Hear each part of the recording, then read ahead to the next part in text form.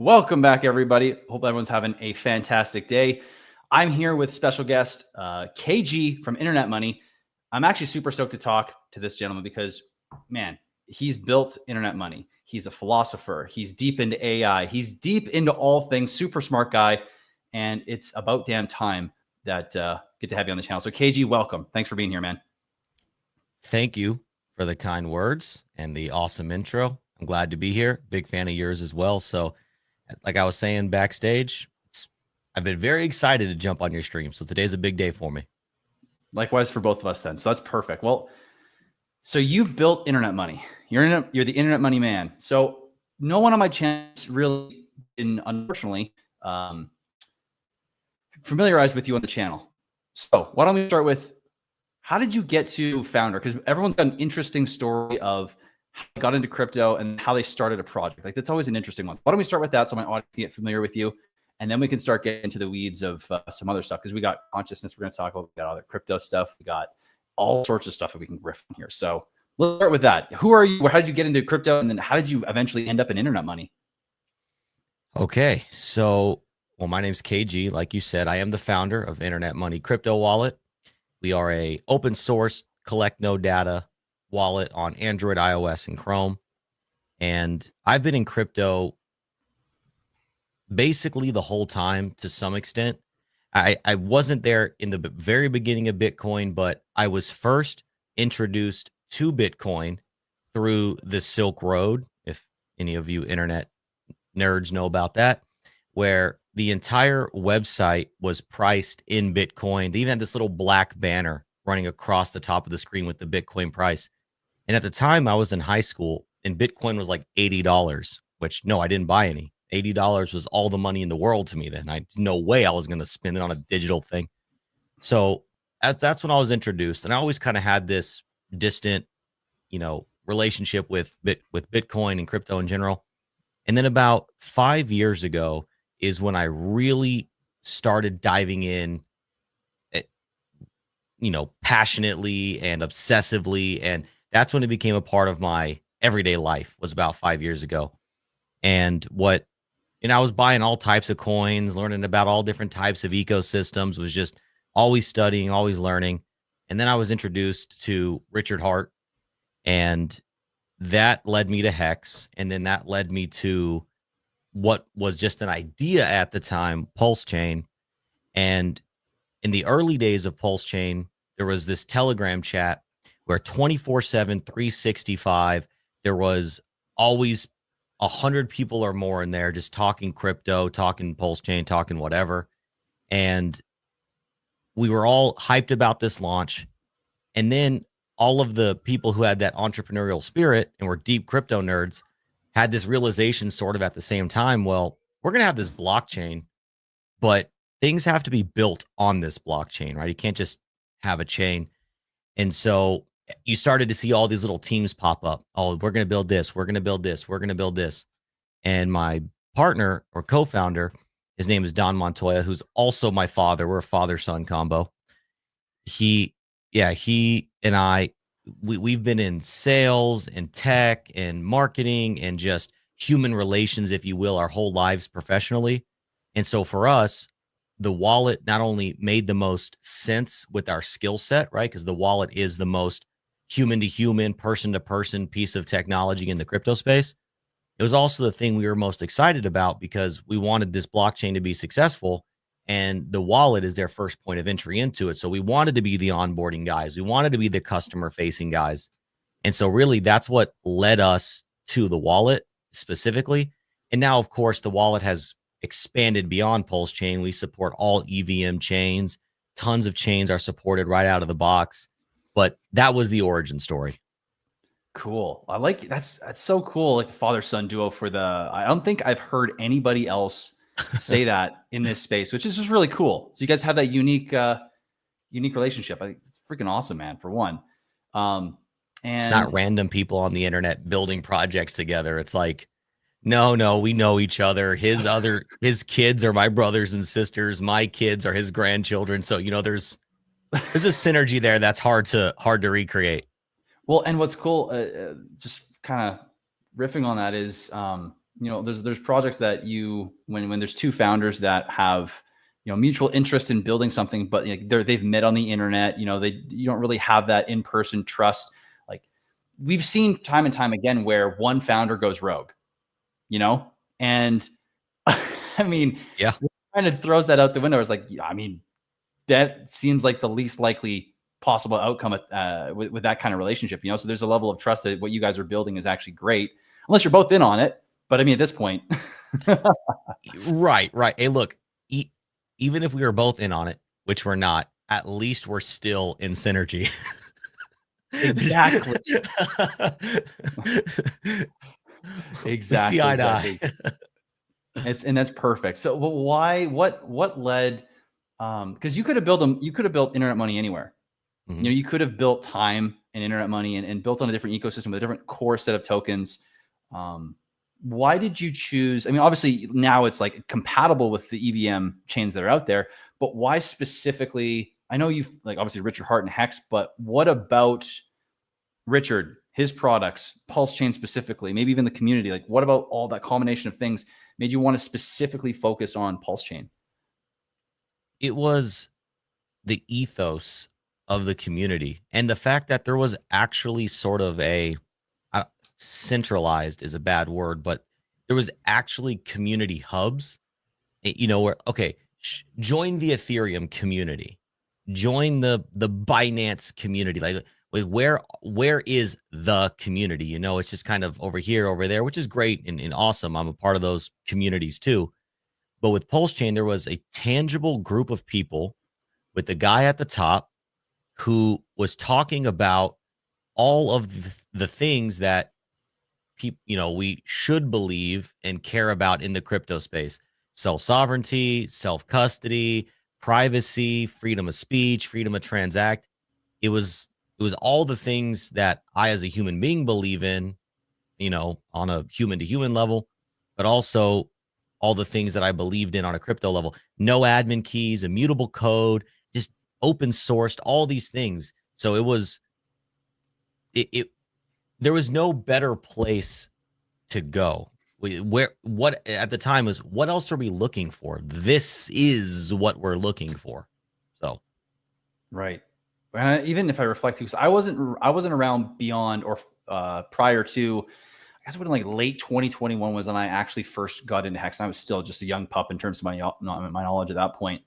But even in retrospect, like as time went on, there was not, from any other chains, EVM or non-EVM, there wasn't really the ethos of immutability, of self-sovereignty. It was, I don't even know how to describe, but you just never heard those tropes. You never heard anyone speaking of that other than Richard, which, I mean, it did really make it unique. And in hindsight now, it's like, wow, it's kind of crazy to me that this is one of the very few ecosystems where immutable code, decentralization, immutability, all that stuff is core and central. So it's interesting to look back and see all this and wonder, like, why are people not, or why are our founders, why are other ecosystems not running this same ideology in terms of immutability and user safety? Like, the reason why I found myself in the Titan X ecosystem was because of that same thing. It's immutable code. It's decentralized. It's fair launch. It's as decentralized and fair as it gets, where there's no rugs, there's no VCs, there's no nothing,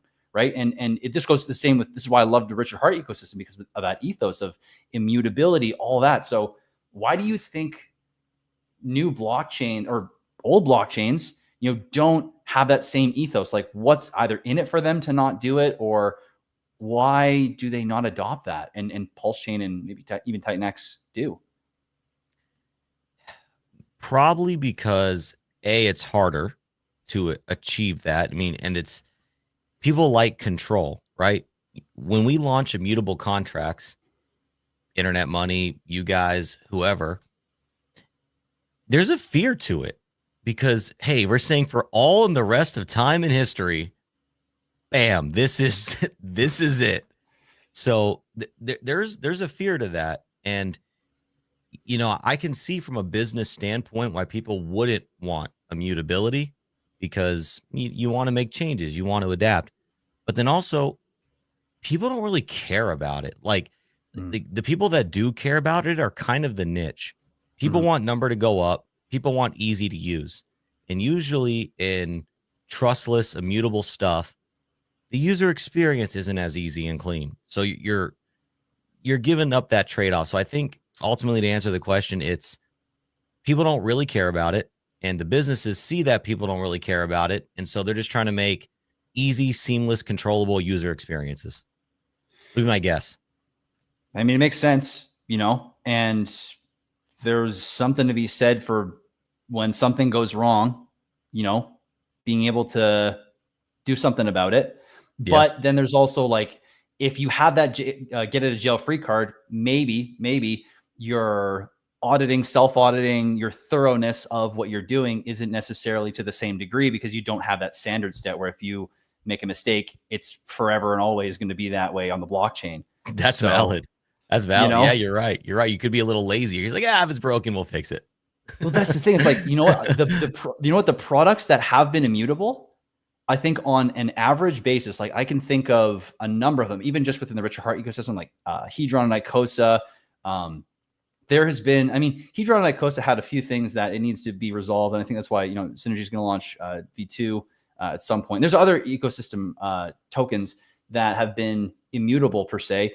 But the amount of like rugs, the amount of cataclysmic issues seem to be a lot lower than those that don't actually have immutability. And I think that's got to fall into, I know for myself with Taurus and Unity, it's like, and I'm sure you do the same thing with internet money. It's like, this thing, you get one shot at this, right? And the amount of money that you got to put up to do it, the amount of reputational risk, potentially legal risk that you're going to go through, like to have a mistake like that, it's like, and then for it to be permanent, you need it to be perfect, you know? And I'm sure, is that what happened with you guys with internet money as well? It's like, it's like, it has to be perfect the first time. You're putting all the money into the audits, building it from scratch. It has to be right the first time. And therefore it takes longer than expected and performs better than expected.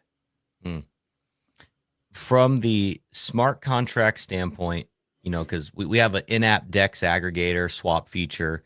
We have our token.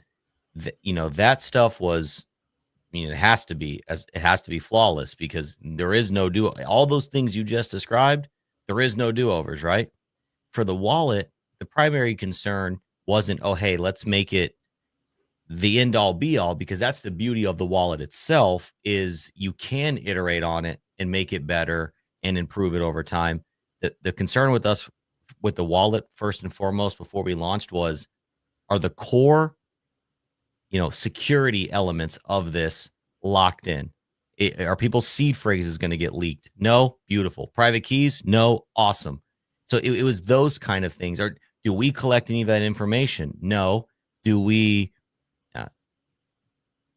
Yeah, we don't collect or store any data. So that was another big thing for us too. And then working towards that open source reality, which we achieved. So for us, that was the primary focus. So with the wallet, to ultimately answer your question, it wasn't about making sure we got everything, you know, feature-wise flawless. It was about getting that security model and core functionality flawless. And then, you know, we built from there. So the areas where you can't afford to make a mistake on the contracts and on the wallet, yeah, that was honestly the biggest point of anxiety too. Lots of anxiety, because not only the risks that you just described, if you mess up, people actually get hurt. And that sucks. I don't want people to get hurt. I don't think any decent person does, you know? Exactly. So how did you alleviate that anxiety? Like what did you have to do to know 100% for certain that everything you were aiming to achieve was going to be right the first time? Audits, which was a big part of it. We got 2 audits before we went official V1. Open source was important because you have other people, other developers, other eyes on it. That's not an auditor. That might just be, you know, a gigabrain developer poking around at 3 a.m.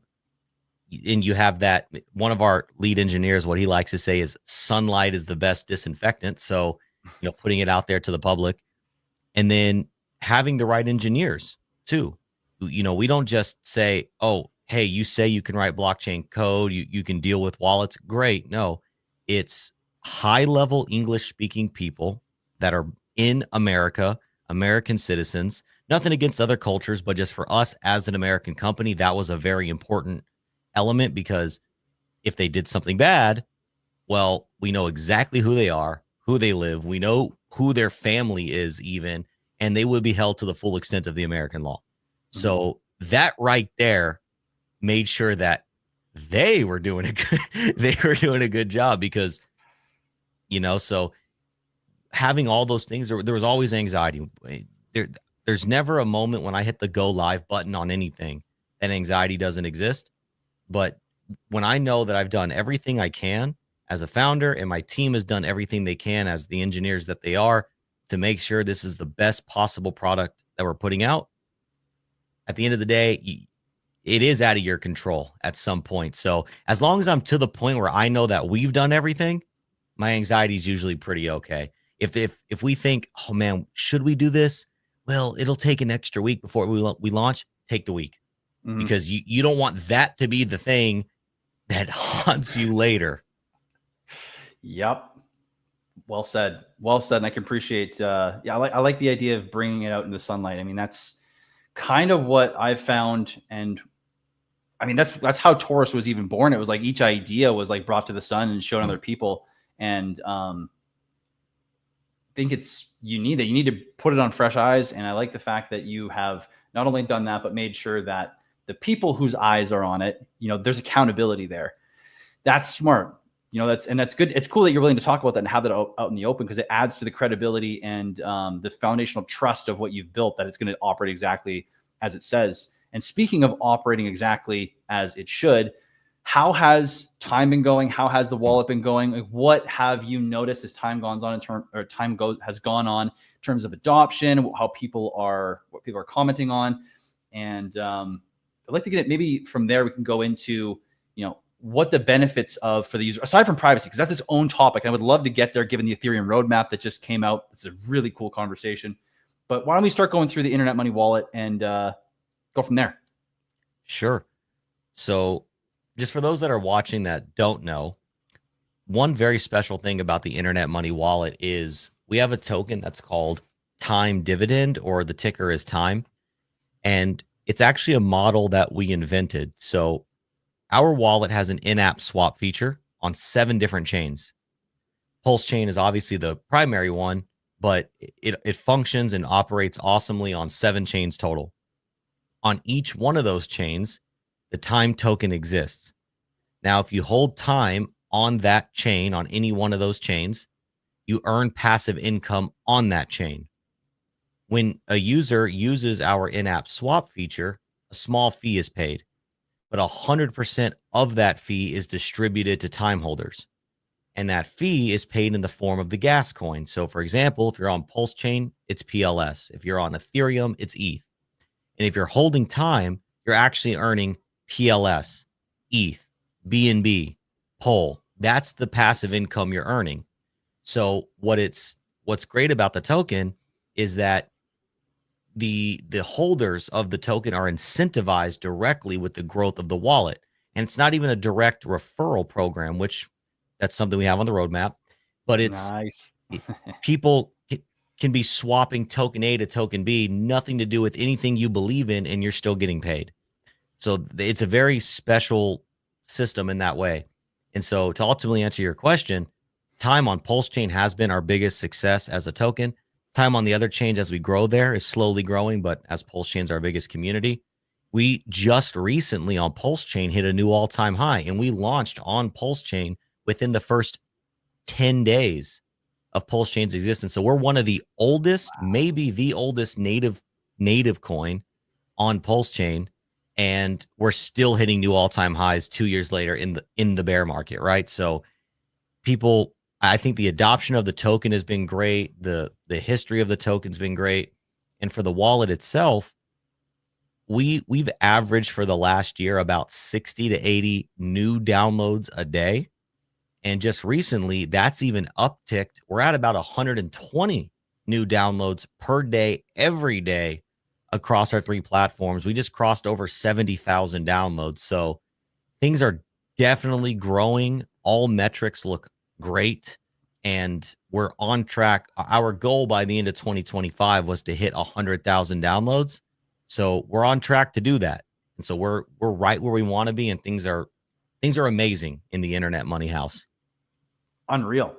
I mean, let me just bring up the web page here, and we can just show people where to go real quick to download. And you said it's also in the App Store as well, but this here's the site. You can go and click these buttons to the App Store, the Google Play, and the Chrome Web Store. And I think it's as simple as it is, right? We just click the App Store, go down. Is it a browser extension as well? Correct, on Chrome. Right. On Chrome specifically, right? Obviously, then the App Stores are mobile, I'm assuming. Exactly, yes. Gotcha. Great. And the tokens, this is all the description. So, but you do have time, you have internet money, and you have future as well.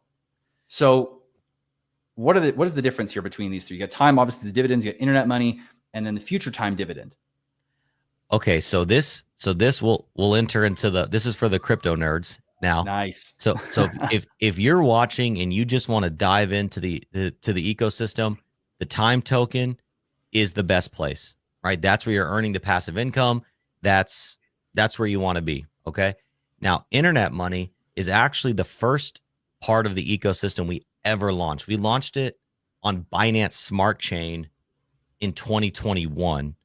And we launched it there as an initiative for PulseChain, right? So that has its own backstory. So long story short, internet money is basically now a meme coin with the intention that we are a wallet. We want to get adopted, transacting for goods and services. Should that happen, internet money is the token that we see as our payment coin. It's fully decentralized. There's no team allocation. There's the liquidity is locked and burned. It's if the team owns any, they had to buy it off the open market. So it's just, we tried to make a deflationary peer-to-peer digital cash, but for all intents and purposes, because it has no utility right now, it's a meme coin. So I don't like spending too much time on that one, but that's what that is. Cool. Future time dividend. Imagine time earning the passive income. If you hold future, when we launch time on a new chain, so let's say we launch time on, I don't even know what chain would come up. There's this chain called Abstract. Okay, fine. So let's say we launch time on Abstract chain. Well, if you're holding future, you get a 1-to-1 airdrop. So since we've launched time, we started time launched on PulseChain, Ethereum, and Binance. And if you were holding future since that moment, you would have already gotten 4 airdrops. You would have gotten time on Base, Polygon, Avalanche, and Arbitrum. So future is just basically when we launch time, future holders get all of the time. 100% of the time supply goes to future holders. That's cool. That's really cool. I like the combination actually of just dividends, future dividends that you get for basically being a believer in the system. And then like a meme coin, because the meme coin's a wild card where it could run, get people attention. It has the ability to be a massive marketing tool and a speculative instrument where people can actually, make some mad gains on it. So, and it is internet money only on PulseChain? It's on 3 chains. So it started on Binance. And if you held on Binance, you got an airdrop on Ethereum, a 1-to-1.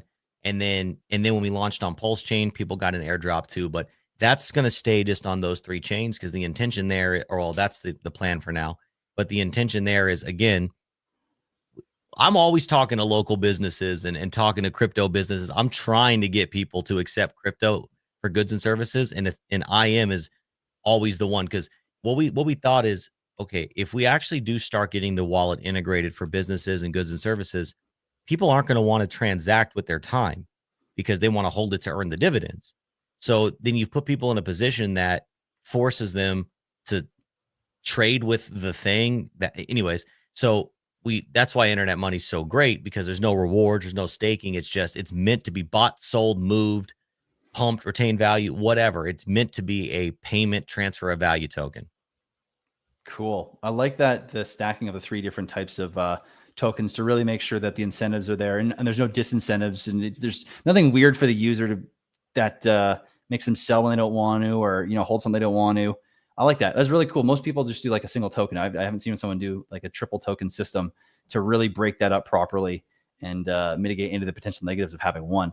Really cool. I love what you guys have done. I also love internet money because it's perfect. It's like It's what it is. Imaginary internet money. It's Yep.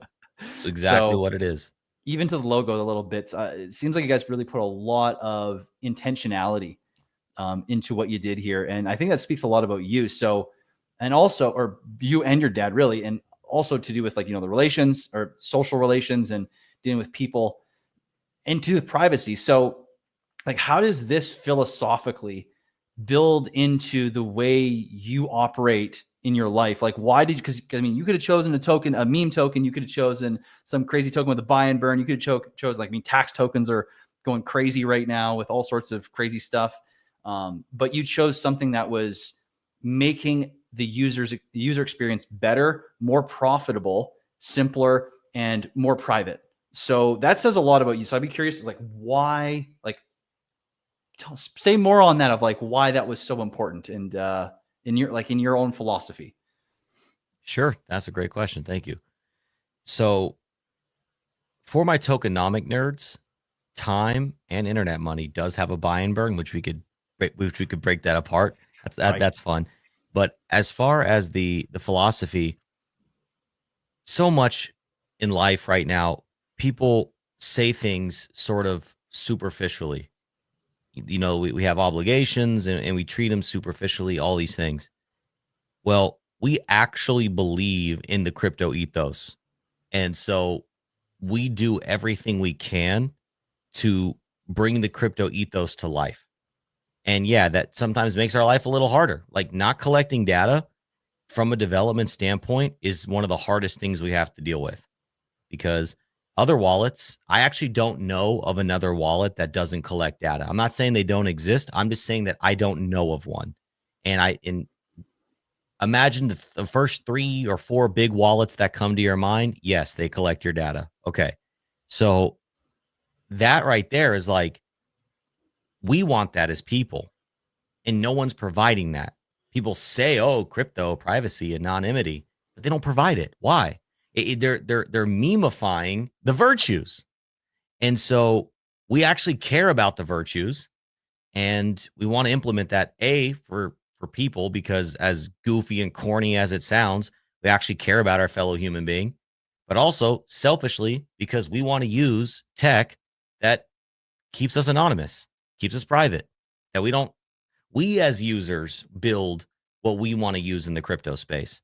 So there's a humanitarian aspect to it, but there's also a selfish crypto nerd aspect to it, that we're not finding what we want to find. So we're building it. Well, why is privacy so important to you though? Because without it, your data can be weaponized against you. Like, for example, Ledger. All right. We support Ledger and Trezor in the hardware wallet. No shade at Ledger. They had a data breach where their customers, or whoever breached the data, now can see what addresses have ledgers. That's a scary concept if you think about it, because now the attackers know who has crypto and know who has enough crypto to justify storing on a hardware wallet. I'm not saying anything bad has ever come out of it, but that's a dangerous thought. With internet money, for example, it's impossible. Even if somebody breached our data, it's empty. There's no data. If the government comes and says, hey, KG, we need everybody who's ever touched your wallet. We're persecuting crypto people. We need to know all their IP addresses, all their devices, their locations, but all this stuff. Okay, here you go. And there's nothing. So we can protect ourselves. We can protect other people, and other people can choose to have that protection by using the internet money wallet. So privacy is, it's as fundamental as free speech, and that's why people say, oh, cash sucks. Cash is kind of cool because it's the most private form of currency. So you're protected from data breaches, and you're protected from people who have more power than you not liking what you do and turning you off, turning your money off. So I that to me is why privacy is so important. I would completely agree with that. I think, it's one of those parts of life that has kind of become normalized as non-important. We don't need it. You don't, and there's a famous quote. Is it Mark Twain that might have said this? It's he who gives up liberty for security deserves neither, or something along those lines. Yeah, I know what you're talking about. Yes. And I think that one hits home, and it's really cool that we're at a time where, Richard comes along talking about, and he's, big on privacy, big on decentralization. You come along, there's a bunch of other tokens ecosystems builders that are starting to do this. And then all of a sudden, out of left field, right when Ethereum is coming to a point where everyone's like, oh no, is Ethereum, is this it for Ethereum? Are we cooked? And all of a sudden, Vitalik comes out with his privacy roadmap.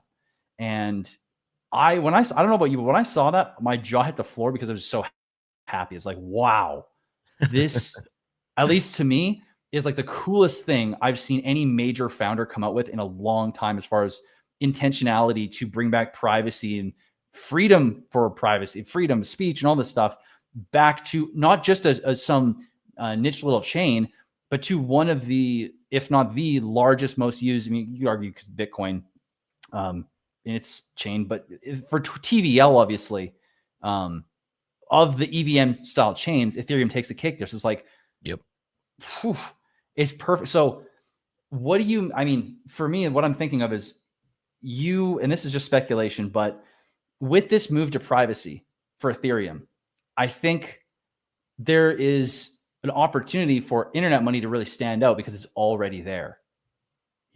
There's some really cool opportunities for people, for builders, for products that are already out that are privacy focused, to just tag into that and really catapult themselves, which is perfect timing. But I'd be curious, from your perspective, you've read the roadmap? If it's this latest tweet today, no, I have not read it.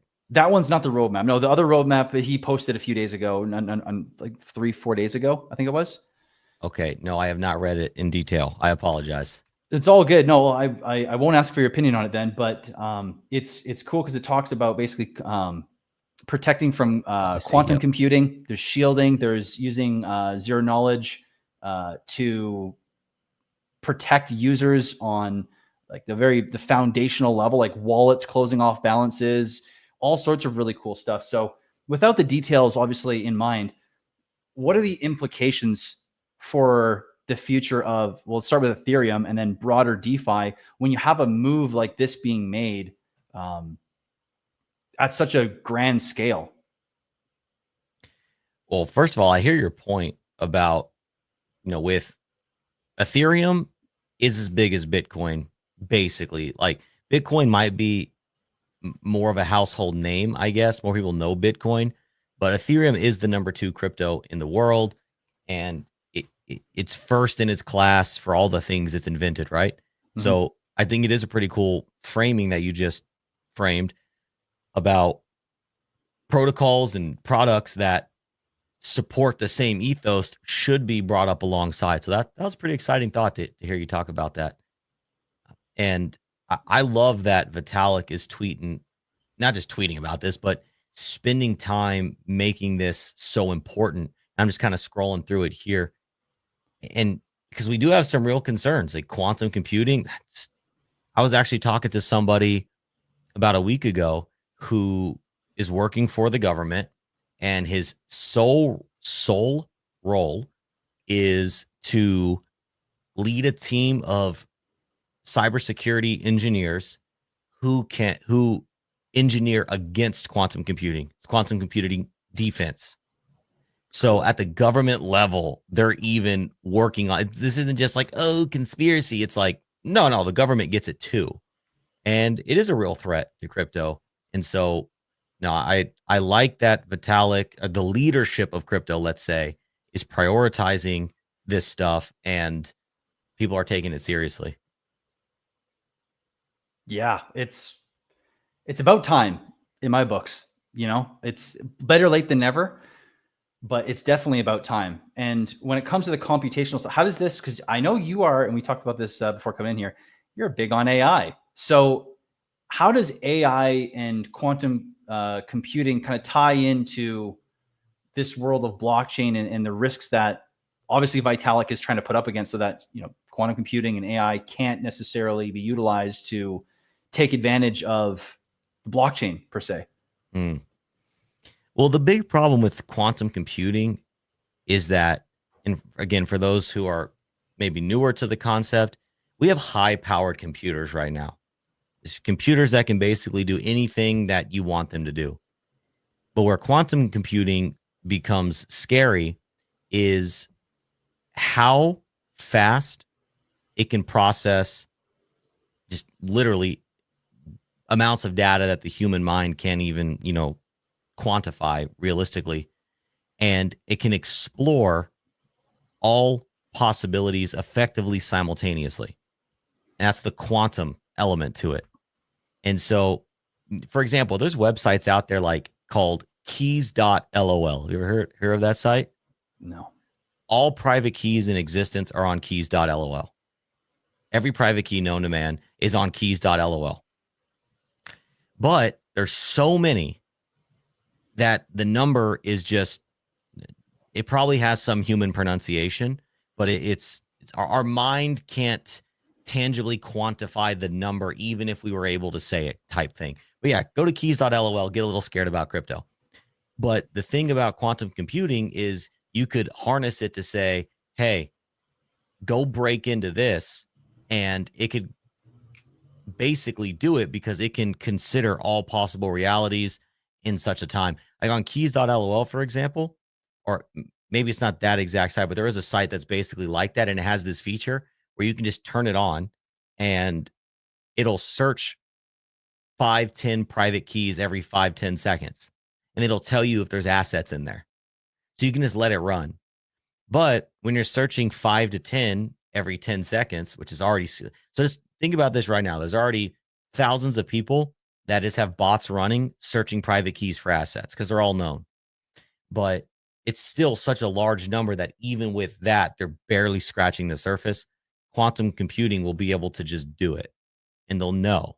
They'll know everybody that has assets. They'll know exactly what they are, what chains they're on. It's, imagine your worst thought, it can do it. That's why all this talk about, you know, different wallet security, like for instance, multi-signature fights against quantum computing exponentially. You can secret passphrases on your Trezor or Ledger device fight against quantum computing exponentially. So there's different things you can do to fight against it. And then wallets going into the future are going to have to implement an array of these things and allow their users to select their level of, like you were saying a minute ago, the Mark Twain quote, effectively select your level of security, which is going to make your user experience a little harder, but you're going to be more protected, or select no security, take the risk, and you're going to have the fastest, cleanest user experience you could possibly imagine. So that's kind of what I see as the wallet of the future, and just the base layer of the blockchain is sort of screwed. Not to make anybody nervous, but it's sort of screwed. Oh, you're muted. You're muted. It gets hence why Vitalik is pivoting so hard, most likely then, right? Because he probably sees the danger of this and be like, oh shit. And thinking about, he's the founder of an L1 that is the subject of attack for a quantum computer. Mm-hmm. So the debate, I'm sure these gigabrains at the L1 level, at the Ethereum level, they can come up with stuff for the base layer, but the base layer as it exists right now is prone to attack. And things like wallets and, oh man, they got some cool stuff on like smart wallets and account abstraction and things like that. And there's ways to combat it, but they're just not user friendly, and they're still in such the early stages that it's, I mean, like, are you familiar with the Staker wallet fiasco in the PulseChain? That was a smart wallet that used account abstraction, and well, you know, some people's money's locked in there forever. So right. It's a risky space to build in, you know, is all I'm getting at. And that wasn't necessarily like to those guys, it's a risky space to build in because it's so new, so abstract. People aren't really doing it. Yep. And it's even as it is, like the user, like most people don't want to get into crypto because you tell them like, okay, yeah, get it, just go get a wallet. They're like, oh, okay, yeah, no problem. And you're like, okay, now see those 12 or 24 words, you got to write those down, store them in the dirt, tell one neighbor one word, tell one neighbor another word, like, and all of a sudden their eyes start wandering different directions. And they're like, no, you know what? I'm just going to go back to my old banking system. And I mean, if you start getting into all these secondary passwords, all these layers and layers and layers, adoption is just going to get minimized because who the hell would want to spend, like, especially if you don't understand, you've never used it before, you have never ever experienced any benefit to it, any reason why, you maybe don't even understand why you would want to use something like that. Why would you ever start? You know? So when your bank's not doing anything wrong, your bank's just fine. Exactly. Right. It's just money. It's, you know, interest is going up. It's like, I still, you know, blah, blah, blah. There's nothing wrong with the currency. There's no inflation bug. There's yeah. You know? And there's not the unlimited mint admin key we don't got to worry about. Yeah, exactly. But that's the hurdle you got to go up against in this space, I think, you know. And it's like, yeah, you're right. That is going to be a major hurdle, and it's going to be really interesting to see what major exchanges, major institutions that are harboring newer users in adoption, right, and kind of being that middle ground between trad and DeFi, how they're going to battle that. I mean, that's a whole other thing. But I mean, do you have any thoughts on that? Like what they would have, because they're basically just being, I mean, order books that hold holdings on the blockchain and then fulfill them when someone wants. It's kind of, it's, you know, it's not crypto. Yeah. It's a hybrid, which how do they resolve something like that? They're going to probably be the ones most subject to attack because they have so much money.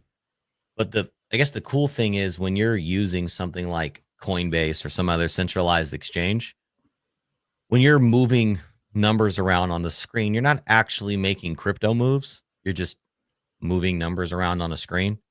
And so hopefully the exchanges will have some vault set up, you know, where it's like maybe they have multi-signature or they have some smart contract that has to be interacted with or something. And then sure, okay, maybe it makes withdrawal delay times take an extra day, whatever, you know, but they're going to have to really secure their vaults. And I'm sure they already do to some extent because I'm sure people are out there trying to attack them right now. But yeah, they're probably the ones that have to be the most nervous because if some quantum computer comes in and steals all of Coinbase's ETH reserves, well, you know, you got some problems. So, you know, it seems like smart contracts with different or with multi-signatures is going to be what they should do and arguably what users should do. But it's just about making it a good user experience. Because but who's got the best multi-sig? Because didn't was it, which exchange was it that was the North Korean group hacked for like 1 point some or billion, like $1 billion or 2 billion or something like that? Like what? Because they were using a multi-sig and I think they deployed some kind of, oh, what was it? It was like they somehow got them to download something where they gain access to it at the right time. Do you know what that was? Like if that's a multi-sig, if there's still some exploitability there too. So it's like, Well, okay, two things. We have to kind of trust that we were given the right details. So, you know, fair. That there may not have been a multi-sig. Or if it was, maybe the people on the inside had something to do with it, or maybe it was an email sent out to the whole company and the three right people clicked it or whatever, you know. But the beautiful thing about multi-sig contracts, like the Gnosis Safe is a really good example, is the contract itself holds the funds and it's immutable. It can't be accessed unless X amount of people say release it. So there's where it does get kind of weird because how do you obscure the signers, right? So that if an attacker comes in, they don't know that, hey, person A signer 1, person B signer 2, person C signer 3. That's where the in-house has to have their own level. So yes, it's not perfect. There is still some exploitability. It's just a bit more abstract than just, hey, I have my private key or whatever. Right. So it's better, but of course, there's all this. Just sounds like with the technology that's out there, there's just limitations to the capacity of everything. If the right people know how to exploit things and take advantage of, I guess, people, not necessarily code, because the code itself sounds like it ran perfectly, but the people were exploited to download things, to run things, to basically interact with and compromise the software, not the software, but the access to the safe. Is that correct? Yeah, probably. Or like this user said in the chat, they corrupted the interface. That's another good point. Maybe they built a fake front end, that, or something like that. So it's, or the hacker could hack the website, the front. I mean, so there's there's so many layers of vulnerability. And so it's like, you can understand why people are scared of the crypto space. Mm-hmm. And, there's no perfect science here. Your money's at risk. Your money's at risk if you hold it in cash. People can hack your bank account. People can run up on you with the gun and steal your money out of your cash out of your wallet. With money, there's risk. And so just look, have some fiat, have some crypto, have some ABC, XYZ, spread it around. So if you ever do get attacked, you don't lose it all in one place, I guess would be the best way to do it. I mean, there's always sounds risk. Reasonable. Sounds very reasonable. And I mean, it's kind of tough with crypto too, because you have this very lopsided media coverage where the majority of things that you hear about in crypto are people losing money, right? There's no normalized, use of it yet. So the only time it comes up is either Bitcoin's going to $1 billion or someone lost $1 billion again and again and again and again and again. And the losing the billions happens way more often than people making millions or billions, right? It's just so rare that it's going to be a tough hurdle. I'm really curious, because you got World Liberty Fi that came out with their USD1. You have a lot of crypto regulation that's coming in from the States. You've got looking like if the US is trying to set a precedent for a global home of, or the home globally of crypto, at least for building, for entrepreneurship, and so forth, infrastructure, however you want to word that. It'll be interesting to see how the globe, because there is going to be some, at least in my books, I would assume there's going to be some form of competition on that front, competitiveness, adoption on a political level, at least, maybe on a societal level. But if you've got all these hurdles, do you have any idea about how that might? I know this is a super hard question, so sorry about this, but how do governments overcome this? Is it just like a stable coin that's got like a payment rail system, kind of like and just simplify? People don't even know it's blockchain, or is it like people know it's blockchain and they have the wallets? Like, what do you? Just to be a little bit more simple than like all the granular stuff. Right. Like, where do you see it going to actually make it work? Okay, well, to your first point, why we see a lot of negative PR about the crypto space more than the positive. My opinion on that is they want to spread the propaganda. They don't want people using crypto because it devalues the government's fake money, right? So of course they want to scare people. Hey, look, see this negative thing, see this bad thing. Crypto's bad, stay away. So that's kind of why I think they capitalize on that more. And then as far as what would the government have to do?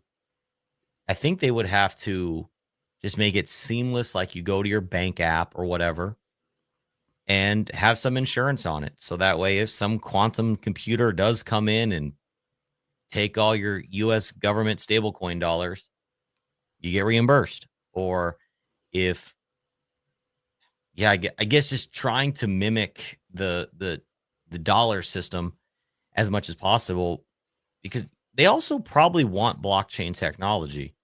It's easier to track citizens. Imagine if we had a centralized, the CBDC, right? The central government digital coin. Well, they can see what everybody's buying, who they're transacting with. And if they don't like it, they can turn that off. You can't move your money. No water for you. Oh, hey, it's not even, oh, you're doing drugs. We don't like you. You're saying stuff on social media we don't like. Your turn. No money. No money for you. Come beg to the government. So you could argue that they want blockchain technology because even though the banks are all beholden to the government, there's still some level of decentralization because they're all individual companies. So they probably don't want that ultimately. They probably want everybody using a dollar they don't like cash. Why would the government like cash? Exactly. They want to burn all the coin shortage. What is that? I don't even, no one uses coins. Everyone's coin shortage. It's a crazy concept to me, but I don't know if you've heard that in your state, but like that was a big thing going around. National coin shortage. Like, who's running out of coins? I don't. Who's using coins and who's running out of them? Exactly. That's what I'm saying. So I think the government wants blockchain technology to use it for their negative intentions. And if they really want to use it, they just have to make it as legacy as possible, user-friendly as possible, which they can do because it'll be completely admin key controlled, centralized, all that negativity. And then they'll just have to probably do some insurance on it or just force people to use it, not give them a choice. So either one of those. Well, I'm really with you on this, like on everything you said, and specifically like they want to use the blockchain because I mean, they being institutions, government, the people behind the curtain, all, we're not going to go down that rabbit hole for sake of my YouTube channel. Yeah. I got you. But what's interesting is, and I don't know if you who are viewing or even you, KG, have actually seen this, but and now this is a big company called Microsoft, which you may have heard of, who has a patent that is WO 2020-060606, which is a cryptocurrency biometric scanning, or it's like a biometric reward system that is either in the hand or the head that you can put in. And it is, you can look this up, and patents don't mean it exists, but patents mean like intent, like they're trying to design something in that direction, right? So it's like, this is fascinating. Microsoft, and this was from like this is from 2020. This is 5 years ago that this was patented, of basically the system conceived based on biometric data. And please go look this up too for you who are watching. This is a real thing. And so there's obviously going to be more than just this out there, but they have this design where based on biometric scans, placement geographically, they can reward people for doing certain tasks with this kind of technology. That implies government incentive for people's actions to do things that would be normally atrocious. Like we're not even going to go into there, but that's the whole point of what I'm saying here is like control. These government bodies, these institutions who are in bed with government bodies and the people that are all part of the big club that we're not in. I mean, it's clear as day what they're trying to do. So have you seen that patent, by the way? I haven't, but it doesn't surprise me that it exists. It's like, hey, tell us your neighbor's smoking weed and we'll give you 3 credits. Exactly. Yep. That's seeming like it's, I haven't read the book. I actually owned the book at one point, but I never ended up reading it, but I've heard enough about it where it sounds very Orwellian in 1984 from everything I've heard about that book. So, I mean, we're basically on the onset of what looks like a 1984 kind of potential future. So without being super grim though, because that obviously sucks to think about,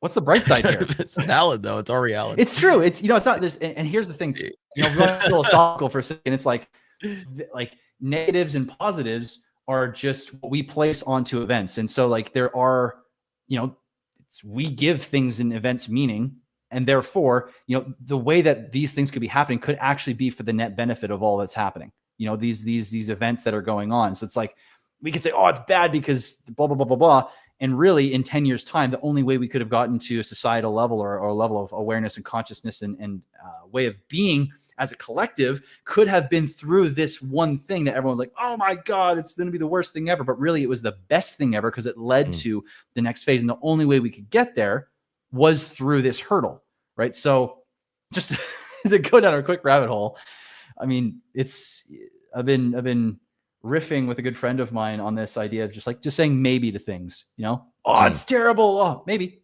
Oh, it's so good. Maybe, And, I like that. That's pretty good, actually. It's really helpful. It's hard to remember in the moment, but then you take a second and you're like, right? No, nothing's actually happened here yet. It's just things are doing things and it's not good or bad. So we'll see. Maybe. That is actually really good advice. And I'm going to work on implementing that in my life because I tend to get excited about positive things and negative things really fast. So yeah, we can sit here and be grim, and there is a lot to be grim about because it is scary.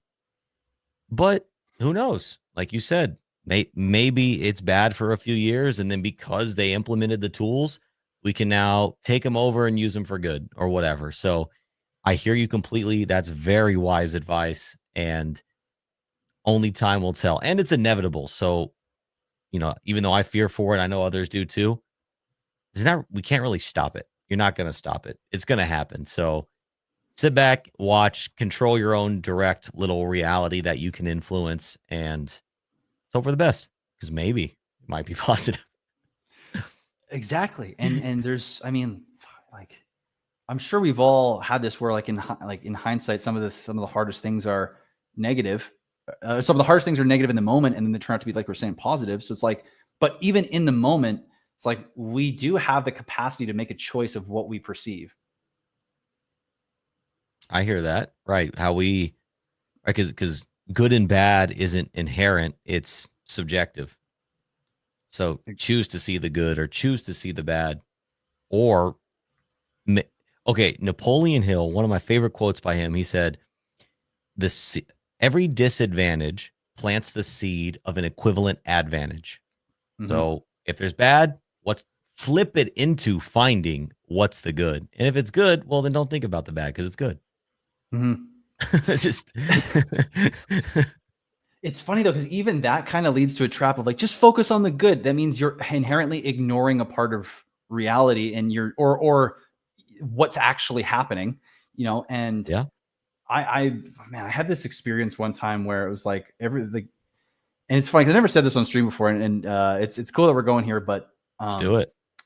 Man, there was this experience I had one time. It was in meditation, and I had this all of a sudden reality broke in the sense of when I look at you, I see a person. When I look at my computer, I see a computer. When I look at this glass of water, I see a glass of water. And what happened here was all these things in my condo at the time was disappeared. And you realize that we as humans, we mistake what we see and what we label as things as actually what reality is, and where we are putting a label on something and thinking that the label is the thing. And that inherently means that what we're going to do is say, this is that, this is this is good, this is bad, when really none of that exists.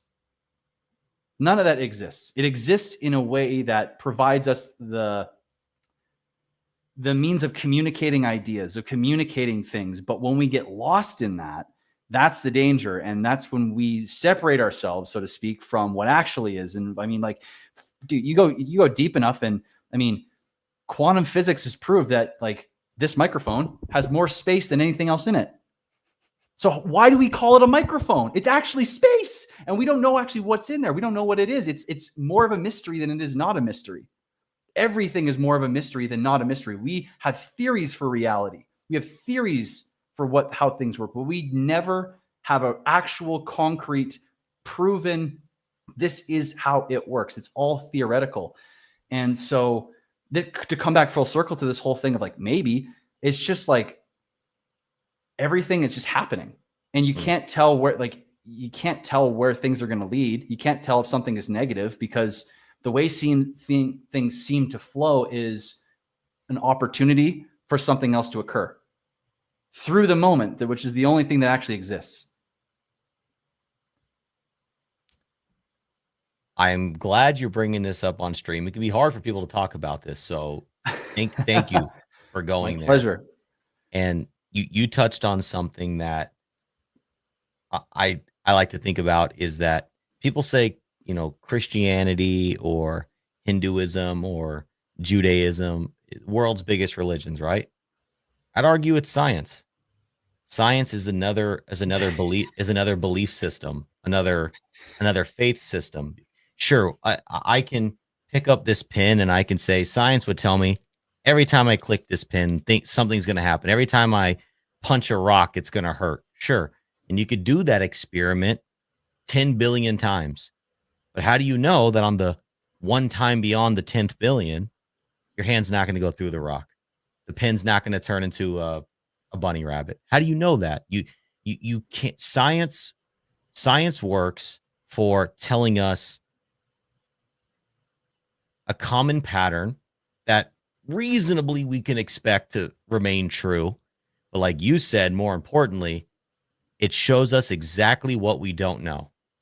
So the moment science figures something out, a whole new world that is going to take a whole new science and a whole new belief system to figure out. So actually, philosophy, theory is the more powerful science, because the idea comes before the proof. So every time we say, oh, here's the edge of our universe. Nice. You did it. Good job, science. Okay, so now what's just beyond? Oh, we found it. Okay, now what's just beyond? Okay, we found it. Going smaller. We found the smallest unit of matter. Okay, what's smaller? And we're never going to theoretically get to those answers. So life remains a mystery. And so, you're right about not just focusing on the good, because you can't have toxic positivity. I believe that's a thing too. 100%. That's like, you know what, dude? I've been in so many spiritual communities and stuff, and found my way into these places where it's like I get this like when I, it's like this ick. There's certain things that happen where I'm just like, no, it's not real. It's not grounded. It's yin and yang. It's not yin or yang. Exactly. Yeah. It's like, yeah, dude, things suck out there. People get murdered, and that's horrible. Okay. But people get born, and that's great. And so, yeah, let's focus on all those things. Focus on trying to figure out what is real. And I think in all that abstract stuff I was saying, I think was ultimately leading to the point of saying the only thing that we know is real for sure is that we don't know what is real for sure. And so you can kind of have fun with this whole life thing we're doing on these microphones, on these computers, and these bodies with these brain things. You can kind of do whatever you want. Just try not to hurt other people, maybe.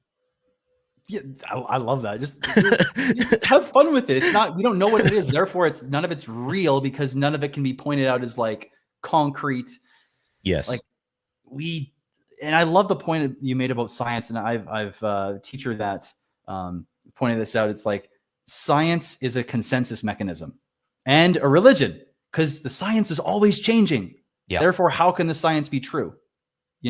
Science is always evolving. So it's like, but we treat it as though it's like out of the Bible or the Quran or some religious textbook of like, now we know. But man, it's funny because we have the symptoms of belief, and I don't know if I would call it, I don't want to say it's like a religious belief system, though you could imply it back and forth, but it's a belief system of right and wrong, of knowing and not knowing, and it permeates everything. I think that's the danger that we have in society right now, is we have this desire to know, right? As if we can possibly understand, right? As if we, actually, like our identities actually exist. And this is a whole nother thing that is trippy as hell to go on. Maybe it's too deep, maybe not.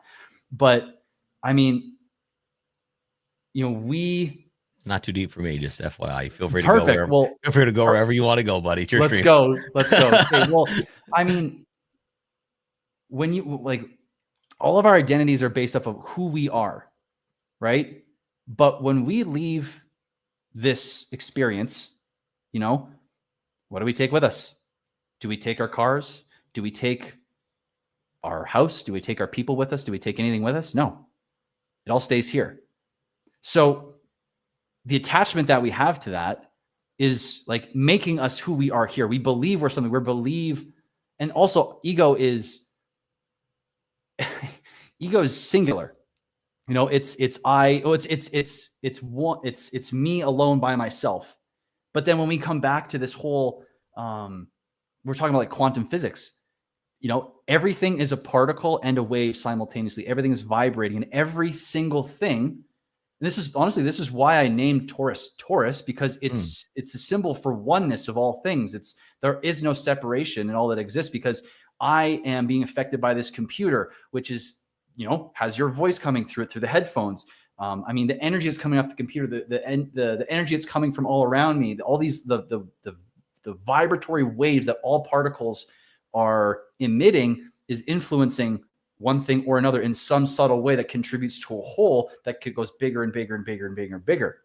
And so, you know, it's funny when we say like I'm doing things, or I'm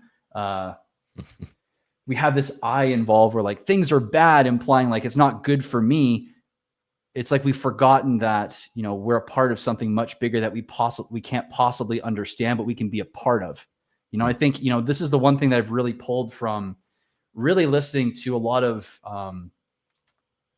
esoteric and mystical figures, is that there is, like, from the Buddha to Jeshua or Jesus, or all these super famous people that have made incredible impacts, is that, you know, we hear people say, hear these guys saying like, there is like, what is it? Like, just be.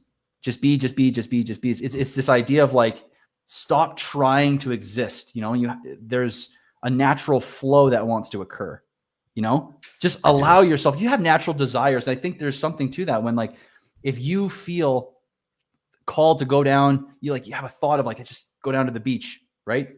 Go down to the beach. Boom. There's a person there. You just end up talking to them. You end up making their day. Boom. That's like, you know, those kind of things, those kind of flow, I think is what we're missing. We're overthinking things of like, how can I do this? How can I do that? When, I mean, if you think about it, I mean, how many of our actions ended up, when we look back, like, wow, like, I don't know why I did that in hindsight. Like, I don't know how that all worked out like that. It's just like, okay, so there's something bigger going on here, you know? And I can't remember where I was going with the whole ego thing, but it tends to happen in these discussions. Oh, yeah, I know. Free flowing too much. But yeah, I do. I really feel like we've forgotten this. Like, you look at ancients, like, look at the freaking pyramids. We just found 2 kilometers of structure that are underneath, implying that we know nothing about what's happened here. And yet we've been so assured that we're the important civilization, that we have all the best technology. We're out of touch, bro. Dude, you just hit on so many critical points about the human experience. And I agree with you completely about the concept of just being. Easier said than done. Obviously, Dude, yeah. we think, oh, what is this person going to think? What is my family going to think? Is this the character I want to be? You know, this won't be good for my brand image or business or blah, blah, blah, all these things. Well, I remember Alan Watts. I'm sure you've encountered him in your, in your studies. Yeah. He once said, he was like, he was using this thought experiment, and he was like, okay, relax. I'm trying. You can't try to relax, because by nature of trying to relax, you have tension, and therefore you're not relaxed. And so I think that is applicable to basically everything we do. We kind of know what's right for us, and we meet it with trying. I'm not saying don't go out and work hard and manifest your dreams and all those things, I'm just saying, as long as your hard work is in accordance with your authentic self, whatever that means, regardless of what anyone else says about it, then you're not really trying. You're just you're existing. You're, what you said, you're flowing, and that flow state seems to be what cures all mental ailments. Some would even say physical ailments. And science, the religion, wants to discredit this sort of science, which I think has proven itself. And like you said, we are all a part of it. If it is, maybe some people call it the universe, some people may call it God, some people may call it the all, whatever it is.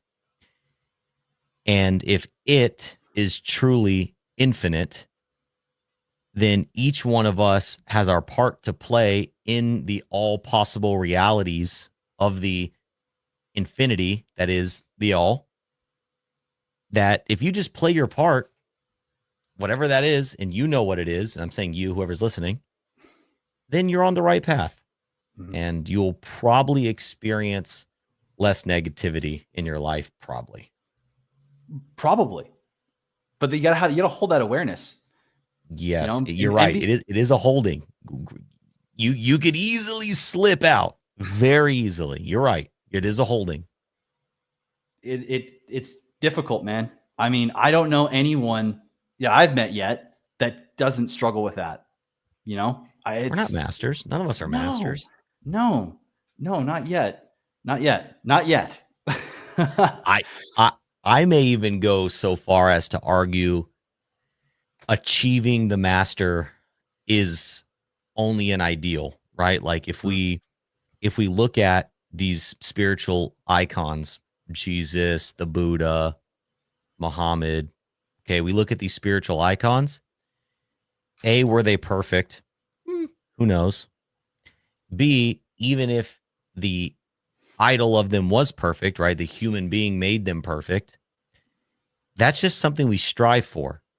Mm-hmm. We're never going to be arguably flawless because we are affecting other people. You might be your perfect version of yourself, which may be the worst possible person to somebody else. Mm-hmm. So what is this all good, all, perfect being? You'll never theoretically attain that. Now, the best we can do is be the best version of ourselves. And when we notice we're slipping, refine and course correct. It's probably the best we can do. But we're always, man, this is okay. See, this now is the concept I feel we were talking about. But the one reason I like the Freemason philosophy is because there's 3 degrees of awareness, if you will. There's the entered apprentice, there's the fellow craft, and there is the master. Electricians have this too, right? You have the apprentice, the journeyman, and then the master, okay?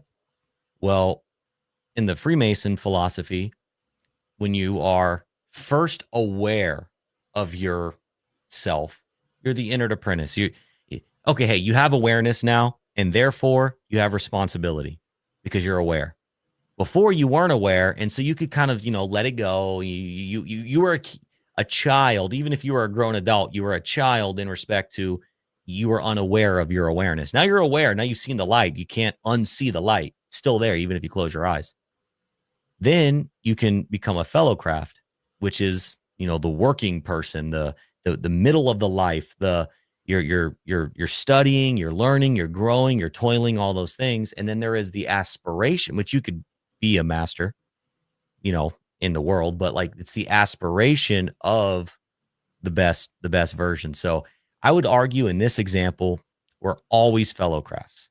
You can never not be a journeyman. You can never not be a fellow craft. You can never not be someone who's working, learning, growing, refining. The master is always a goal, never the destination, I guess. Right. No, I haven't studied Freemasonry, and I haven't really been called myself to really spend much time really getting to know it. A lot of what you're saying is very, very bang on. It's like, if you try to become something, you are all of a sudden now you like trying to be master and implies that you who exist can step into something that big when, it's almost like the opposite has to occur in order for you to be a master perceived by someone of egoic consciousness, where, a master is someone who, I mean, how can you even, I'm realizing I'm about to say something that I almost have no clue what the hell I'm about to say. How could you say what a master is? Exactly. Yeah. I think, okay, if we could be a master or get as close to it as possible, it would be living in accordance with our authentic self, whatever that means. I can't, nobody can define that for another person outside of saying, be authentic effectively, right? I can't tell you what authenticity is, and you can't tell me what authenticity is, because we're two completely different culminations of consciousness, right? So our reality is different. What speaks to you is different, all those things. But the Gnostics have a concept called gnosis, and gnosis is an experiential knowing that cannot be communicated to another. And so I think as long as we are all living in a state of gnosis, which again, easier said than done, right? That's like, that might be like, yeah, as long as you can do that every day, all day, no flaws, you're probably, I would say the master lives in the state of gnosis, lives in the state of nirvana, lives in the state of the flow, the Tao, all these different words, all these different religions and philosophies, lives in heaven. The master lives in heaven on earth, all these different terms. I don't know that I personally have not met a master. Not saying they don't exist. I don't know. I haven't shaken hands with everybody. It's saying I personally have not met a master. Right. I haven't either. And I think it's that state of knowing. It's like this to me, it seemed like it ties in to what you're saying, which is when I listen to many of these historical figures, it seems as though they're implying there is a state of consciousness that is of a unified origin, that is direct flow from all this, like where it's like, here. Yeah, I got you. Yeah, it's like you're acting in accord with the universal flow through you, whatever that expression means. And mastership is giving up the anything other than allowing pure flow on a universal level through you, at which it will be a unique form of expression that is self-serving and serving of all simultaneously without any ifs, ands, or buts. It seems like there's something in that. And I think that's where the knowing comes in, is like when you're tapped into something like that. I don't know if you've ever experienced anything where something just has like smacked you in the chops in that kind of Gnostic way. I'm sure it's happened to many, many people, but like it's a trippy thing. And of course, as we have identities, we're like, oh, I get it now, as if there's something to get, and we ruin it, right? Yeah, exactly. We're like, yeah, you already kind of start. Yeah, go ahead. Yes, I understand. No, but so it's like it's funny, and there's, when you step back, I remember there's one time where my dreams have been really prolific for me, and really helped guide me and do things. Guide me, whatever the fuck that means. Have really been like a beacon, so to speak. And there was one dream that I had where it was like a message that I wasn't supposed to interpret as my own. It was just supposed to be this thing of like, here, just leave it as it is. And then I was like, whoa, bro, I get it. And it was about fractals and energy over time and all this stuff, and how energy is constant, but time, like if you have something energetically within you, or on a soul level or over soul level or a larger level, these things over lifetimes carry forward until resolved. And time is just like a fractal of the experienced attempt at resolving that on an energetic level. It was this really, really interesting fractalized thing that was like, when I woke up, it was like revelation of all revelations. And then as soon as you try and bring it out into reality, it's like, oh yeah, okay, I'm not supposed, like you were saying, I'm not supposed to bring that. As soon as I bring that out, now, like that was between me and the universe, or the universe and my expression, right? Maybe I was supposed to do something with that without telling. It was just supposed to be an acted out thing. Like it's something that was useful on an expression basis. And I made it personal. Mm. You know? I hear what I hear exactly what you're saying. And imagine there's another concept called disintegration and reintegration. And imagine that there was this all perfect reality. You know, science wants to call it the Big Bang. You know, in the Bible says in the beginning, you know, there was the heavens and the earth was without form of void. I won't recite the whole thing, but you know how it goes. Yeah. It was perfect. It was perfection. And then disintegration happened. Regardless of what the story was, regardless of how it actually happened, there was disintegration. And now that there's been disintegration, what that implies, like you were saying, is that it's all a fractal. It's all a segment. So if you have the gnosis, you could argue that's a connection. That's a knowing to the integrated, not the disintegrated mode of existence. So when we speak, it's all disintegration. Even if I have a thought that isn't, you know, the all, it's integrated. And then the moment I start speaking, I'm fractalizing it and disintegrating it. And you know what I'm saying? So we can 100%. never use these things that we call words to convey really whole ideas, which is why we have art and music and allegory, because you can get closer to truth through those things, but it's more of a, hey, look, it's over there. You can kind of see it, right? Like, don't really look at it, but like, so like that, yeah. So it seems like whenever we start speaking about ineffable truths, we just sully it, basically. I've never heard anyone put it like that, but it's such a perfect way of describing disintegration, because that's literally what I experienced.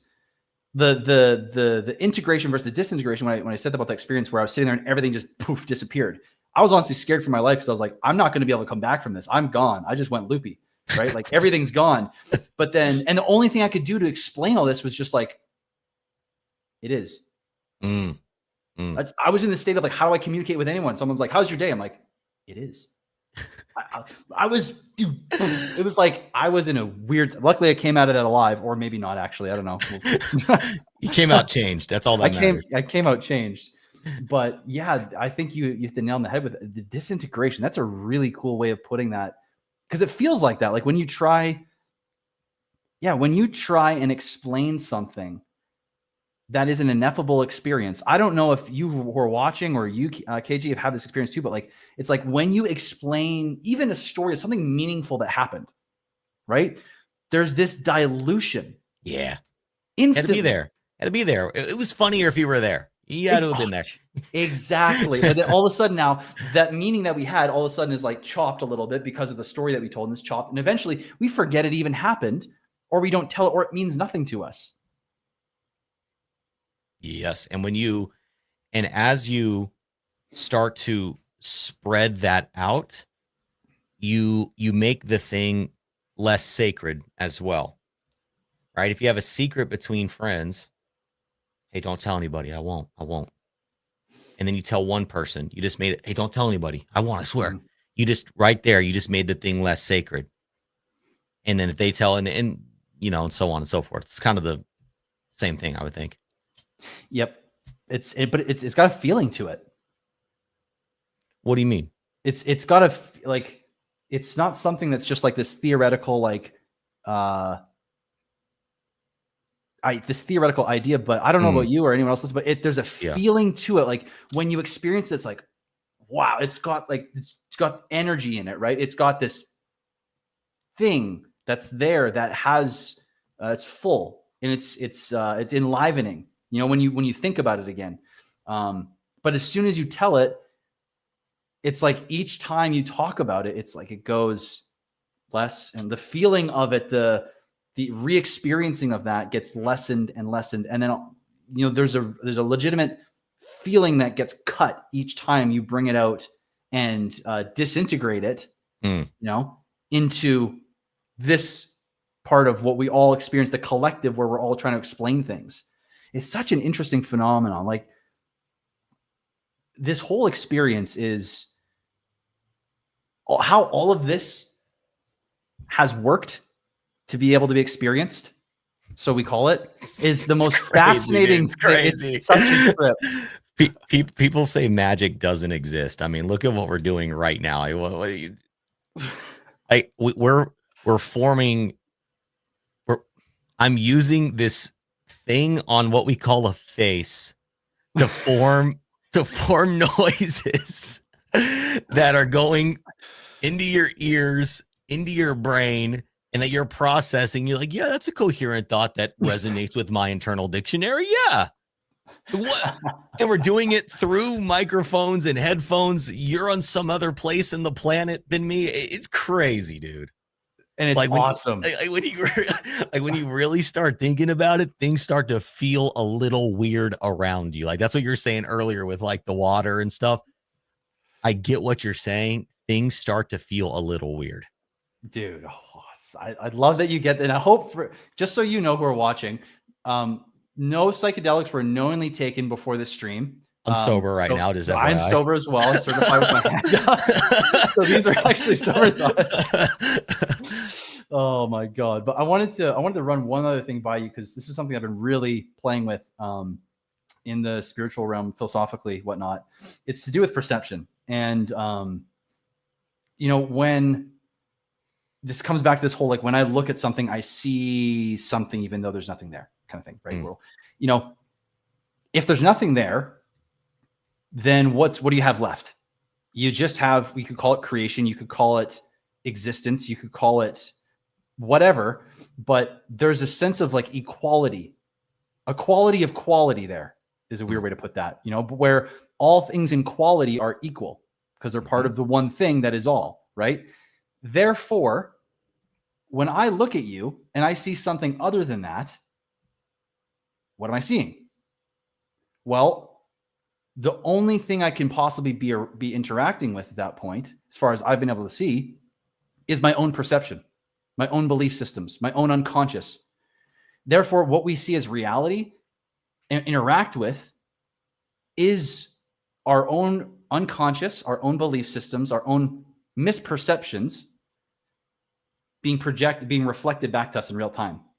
So like if and this is obviously extreme to go this far, but I've been chewing on this for years now.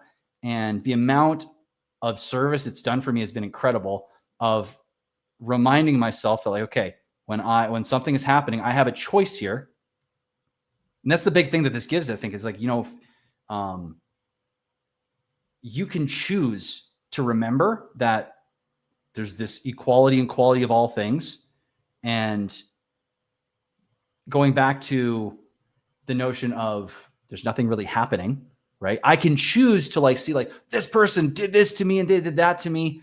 And if you think about it, it's like I love this example of like, because people have these habits, different eating habits, where some people will smack their lips, some people will slurp, some people will close their mouth, some people like scrape knives on the all these like eating habits. And it's interesting, like the sound one I can kind of get for the knife, because that's a frequency and a half.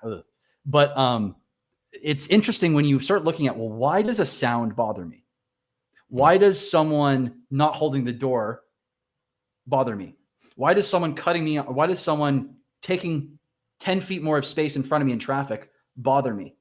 And it's like, then you start to understand, it's like, okay, well, nothing actually happened there. I perceived that. I made something of that. And so therefore, it's like I am projecting. What is my belief? My expectation is maybe that this person needs to be coherent with the rules and give me space, and like I should have this. I'm entitled. You have your own belief system that's interacting with what you're seeing, and you mistake it as reality. And so it's really interesting to play this game of, well, how deep does this go? And I mean, I think it's for everyone to play with, but for me, it's like, okay, well, acceptance is the only thing that's left. I think the concept you just described permeates everything. At any time, easier said than done, we can alter those paradigms of what should or should not be. Right? We can't necessarily impact everything that's going on in reality. Like, yes, okay, there's a quantum. Yeah, okay, the quantum thing aside, for practical application purposes, you can't stop that person from being too close to you in traffic or scraping their knife on the plate. You can't stop that, but what you can do is alter your reaction to the trigger. And so check yourself. Why am I triggered? Okay, well, I'm triggered because of A, B, C, X, Y, Z. All right, is it a valid thing to be triggered about? And if it is, maybe stand up and have some social justice. Say, hey, man, you're really pissing people off, scraping your knife every time you cut your steak in this quiet restaurant. And you know what? You might be the hero. So if you check your triggers against their validity, which I would argue sometimes there's valid things to be triggered about. It's a hot word in today's society, but I mean that on a actual to psychological level. Action reaction is what I mean when I say trigger. But most of them, I'd say a super majority of them, is your own problem, my own problem, he or she's own problem. And there's something going on inside of you that you need to correct, enhance, refine, so that those things don't bother you as much, or you don't have those same thoughts or reactions that you're currently having to them. Because you're right, our perception, I think about this a lot too, and I think what I believe, think what I know. And I challenge myself on it, because sometimes I'm not super sure. But what seems right is that all of reality is effectively a projection, right? Because the big question is there objective reality? This is a big conversation in philosophy. Some argue, yes, rocks are hard. Yeah, except the guy who can break them with his fists. Oh, 2 + 2 is 4. Yeah, except for the guy that has this abstract belief system that 2 + 2 is actually 4.3. Okay. So it's like, yeah, I can argue to the practical person there's a level of objectivity, like water is pretty good for the human body. All right, I'd say that's a pretty objective thing we can agree on. But like, I'd say, okay, at the very least, 99% of things are our subjective projection on reality. And if you don't like something, it's really you don't like something within yourself, and figure that out and stop projecting on me, bro. Jeez. It's hard, dude. It's hard. That's all I know. Me too, man. I feel you, man. I'm sorry. Oh, dude, it's so difficult. I like what you're saying. There's a differentiation between like being triggered. It's almost like there is understanding that, like, you can feel something because something's genuinely maybe inappropriate, or you can feel something because you're interacting with a belief system.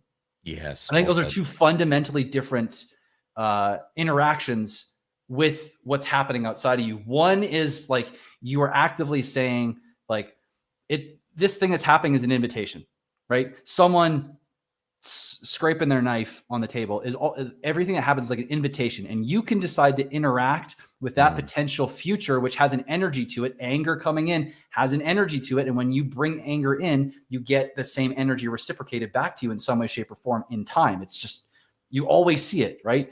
But if you are coming from a different lens of like you're inappropriate, I think that solves a lot of things, because you're coming at it as like, it's not, stop that. I don't like that. It's a wider thing. It's like what you're doing here is affecting many people. There's like, it's not just you now. It's not selfish. Inappropriate implies that it's, there's bigger implications than just, I don't like the sound of you breathing, Yeah, someone's beating up an old lady. Yeah, you should probably intervene. Yeah.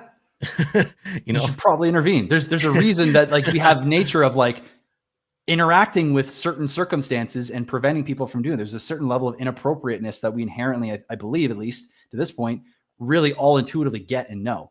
I think that's where this idea of morality comes from, of like this inherent knowing of, it's not right and wrong. Maybe it's more appropriate, inappropriate in terms of what is in service of and what is not in service of, or to the benefit of all as the collective. Maybe, I don't know, dude. I hear what you're saying. There is a very clear difference, and there's also if you do want to change something, even if it does bother you, because who knows, something else that I try to remind myself about too. There was this, I guess you'd call her a philosopher. Her name's Brene Brown, and she, right. oh, do you know of her? Okay. Yeah. I know Brene. Yeah. She opened my mind to the concept of doing your best, as simple as that may seem. And she used a thought experiment of this person who owed this couple money, and the person just couldn't pay them back, which was making excuses, all these things. And then she posed the question, well, what if you found out that, her child had cancer and every dollar was going to her child, and she was literally living paycheck to paycheck, and she physically did not have the money to pay you back, and she was sincerely doing her best to pay you back. They were like, well, no, we'd forgive her.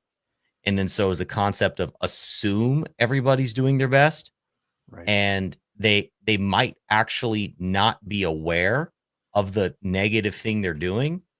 And so if you approach them from a place of human to human, now look, some people are going to respond bad, and maybe they're just, a-holes or whatever. But the average person I have found typically is like, oh my gosh, like I was just unaware to that. Like, perfect example where I handled the situation wrong in semi-recent history. I was out with my kids.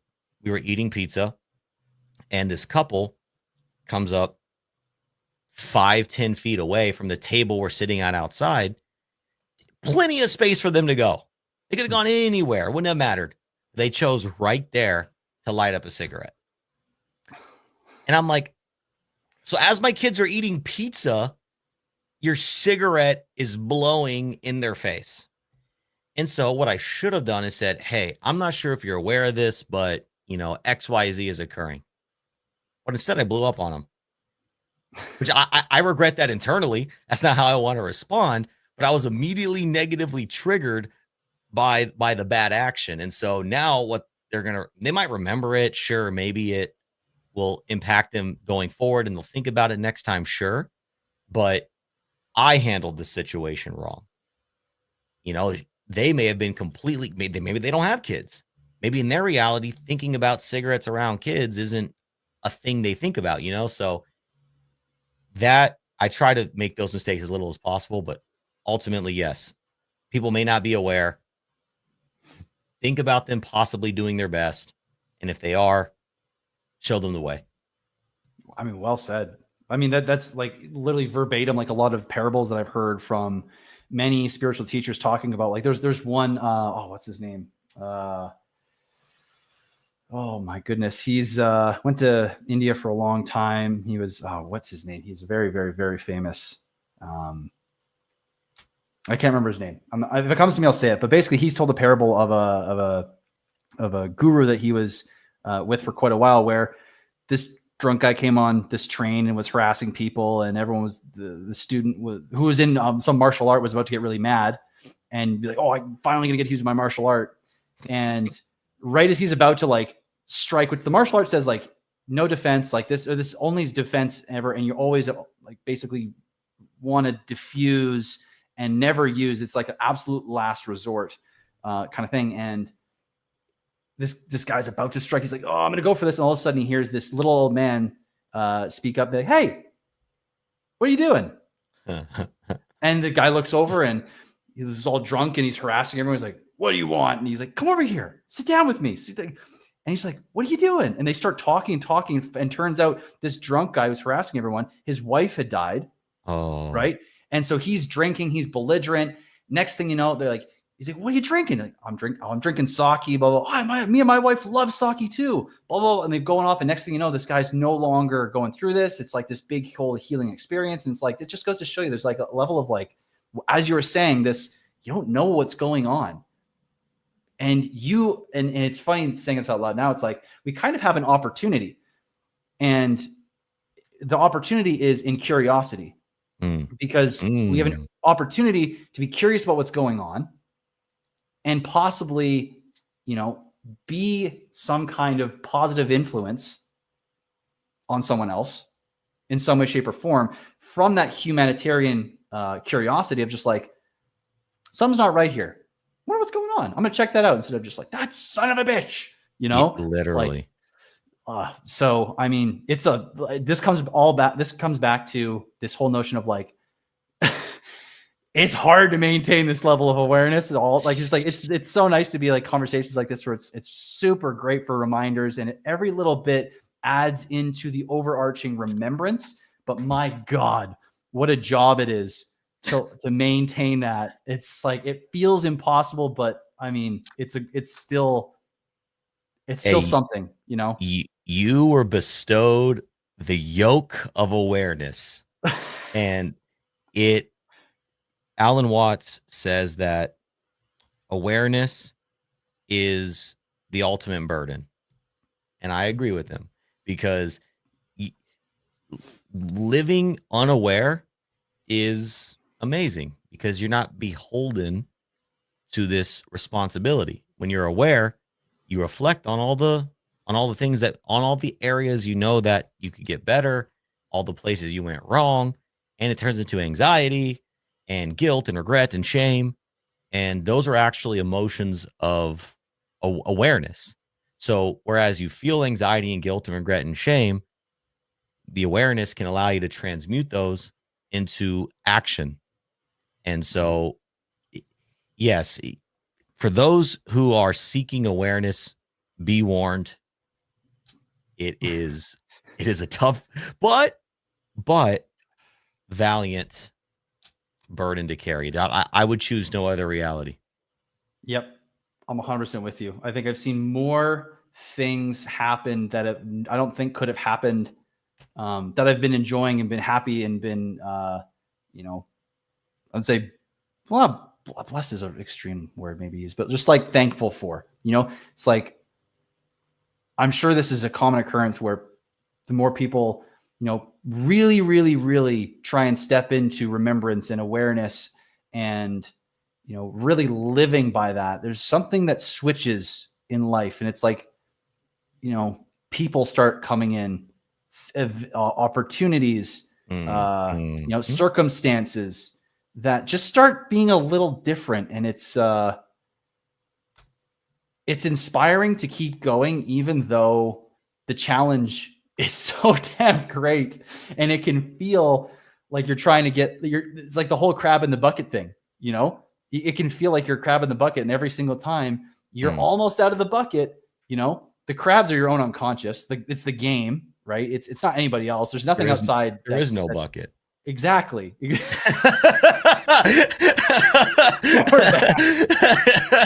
Oh my God. You get what I'm saying. I get exactly what you're saying. Yes, absolutely. Yep.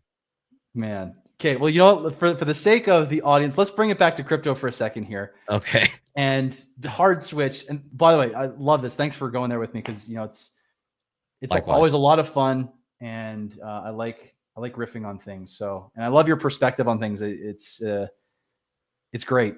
You've obviously done a lot of thinking, a lot of time spending, and self-reflection and learning and curiosity. So I think that's very commendable.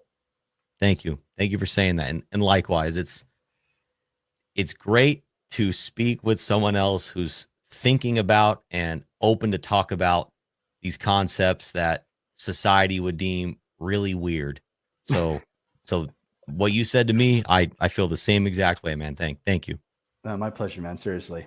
So on that note, though, okay, I remember we talked about before. I'd be curious. We got about by the way, how's your time doing? Because I got so stoked to come on stream. I didn't even ask you how your time is for the day, what your time frame is. So yeah, I'd say I probably have at least another 15, 20 minutes, but my dev team they're pinging me for a call. So I will have to take that soonish.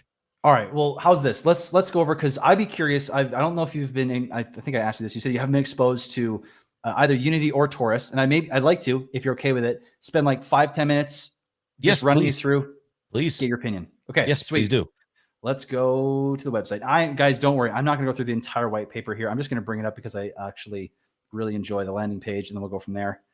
And maybe it would make sense after the high level overview here, Maybe we have you on stream on the Internet Money channel. And we can really just pull it apart and deep dive, break it down. Let's go. I would love that. Yeah, that'd be awesome. All right. Deal. Oh, I like the logo, man. So what is Taurus? Well, Taurus is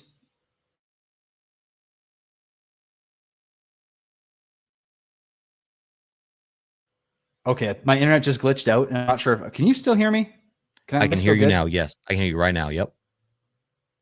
Okay. Okay, sorry. My internet's being a little weird, so I apologize. I might have to leave and come back in for a sec, worst case, but think we're good now.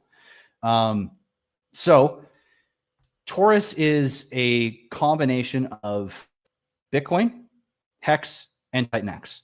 So the idea is it has a Bitcoin style supply, which is hyperinflationary in the beginning and disinflationary over time.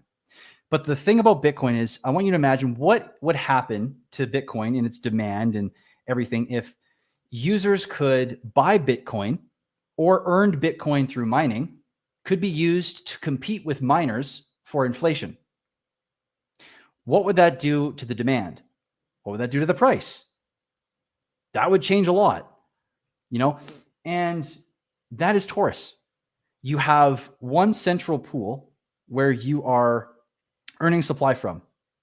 And you can stake or you can create, which is similar to mining, which allows stakers in more bearish environments to really get the most of the system, where there's a relative point where like Bitcoin, there's a profit margin based on your costs of operating, your electricity, your mining hardware, blah, blah, blah, blah, blah, all that stuff. That same cost is similar to the cost in Titan X or ETH. You can use both.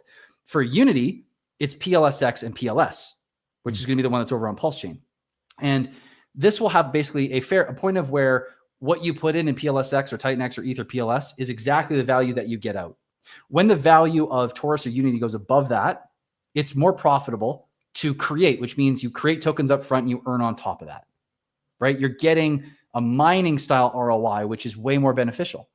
But when the price goes back down, now you're able to get into the pool for a discount by buying off the market and staking.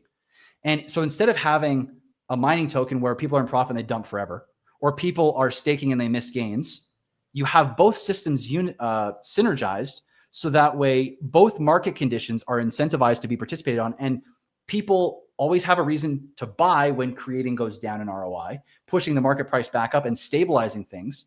And all the funds that come in go to building liquidity, mostly buying and burning, and also burning the native token to a small degree that it's built on top of. So it's the first, and there's also difficulty measures built in. So basically the system can't be gamed over time. It's whale proof. It is fair launch. There's no VCs, there's no insiders. There's no sacrifice. It will come out ready to rock. And there is a Genesis address that does not get any of the supply. So that's the overarching, what is Taurus? And obviously there's levels and levels and levels to this whole thing. But that's the overarching Taurus and Unity, because Taurus will be on Ethereum launching first. Unity will come second on PulseChain. So, all right, let me break it down to some basic tangibles. Yep.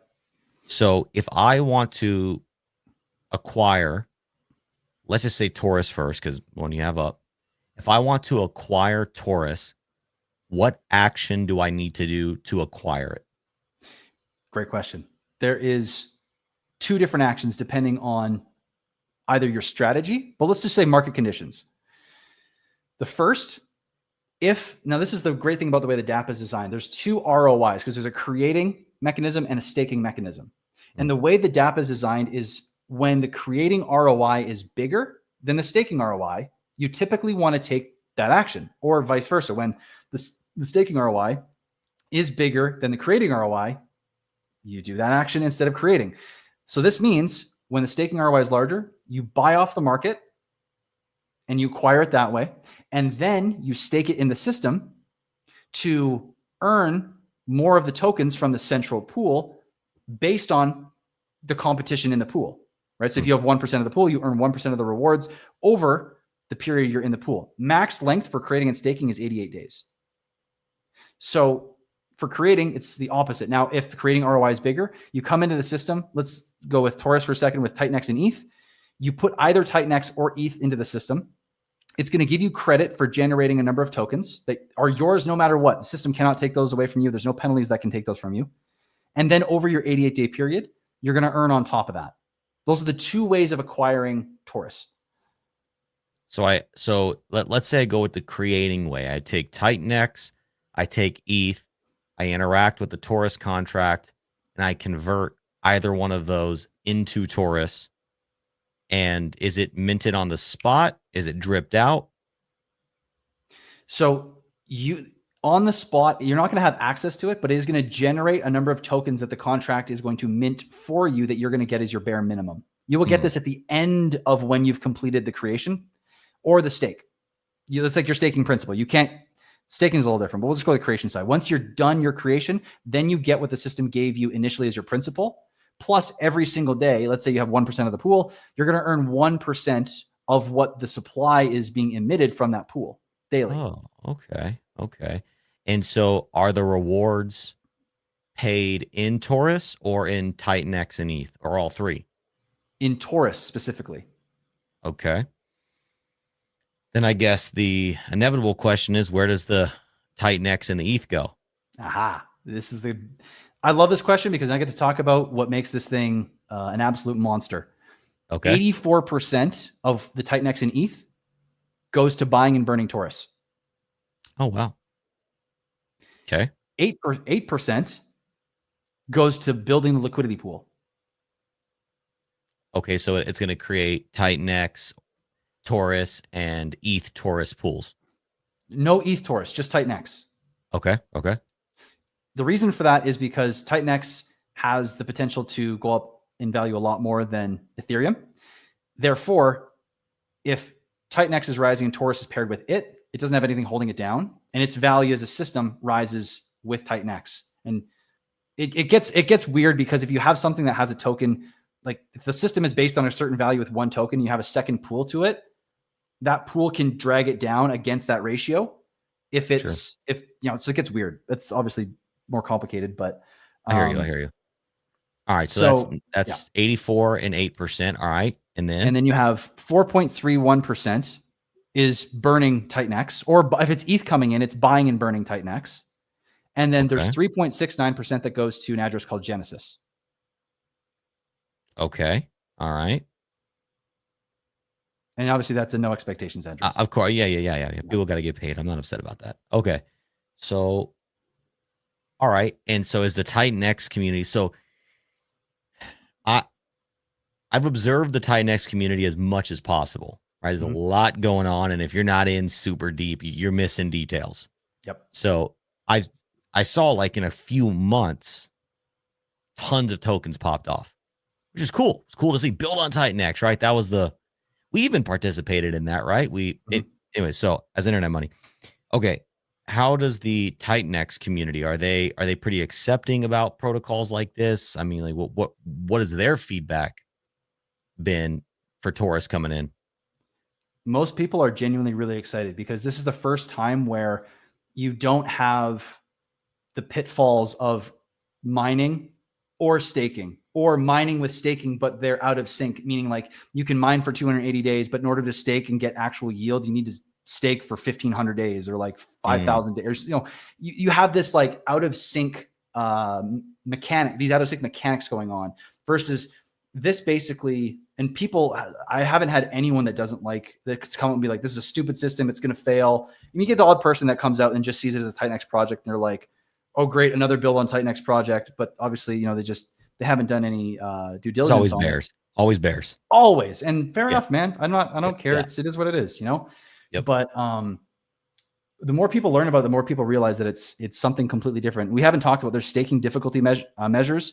So you can't just stake for free. You have to pay 5% of the relative creating costs, meaning if it costs $1,000 to create 1,000 tokens and you want to stake 1,000 tokens, you have to pay $50 as a staking fee, which essentially over time increases in difficulty, meaning that early adopters can't own the pool forever. The token distribution has to become more decentralized over time.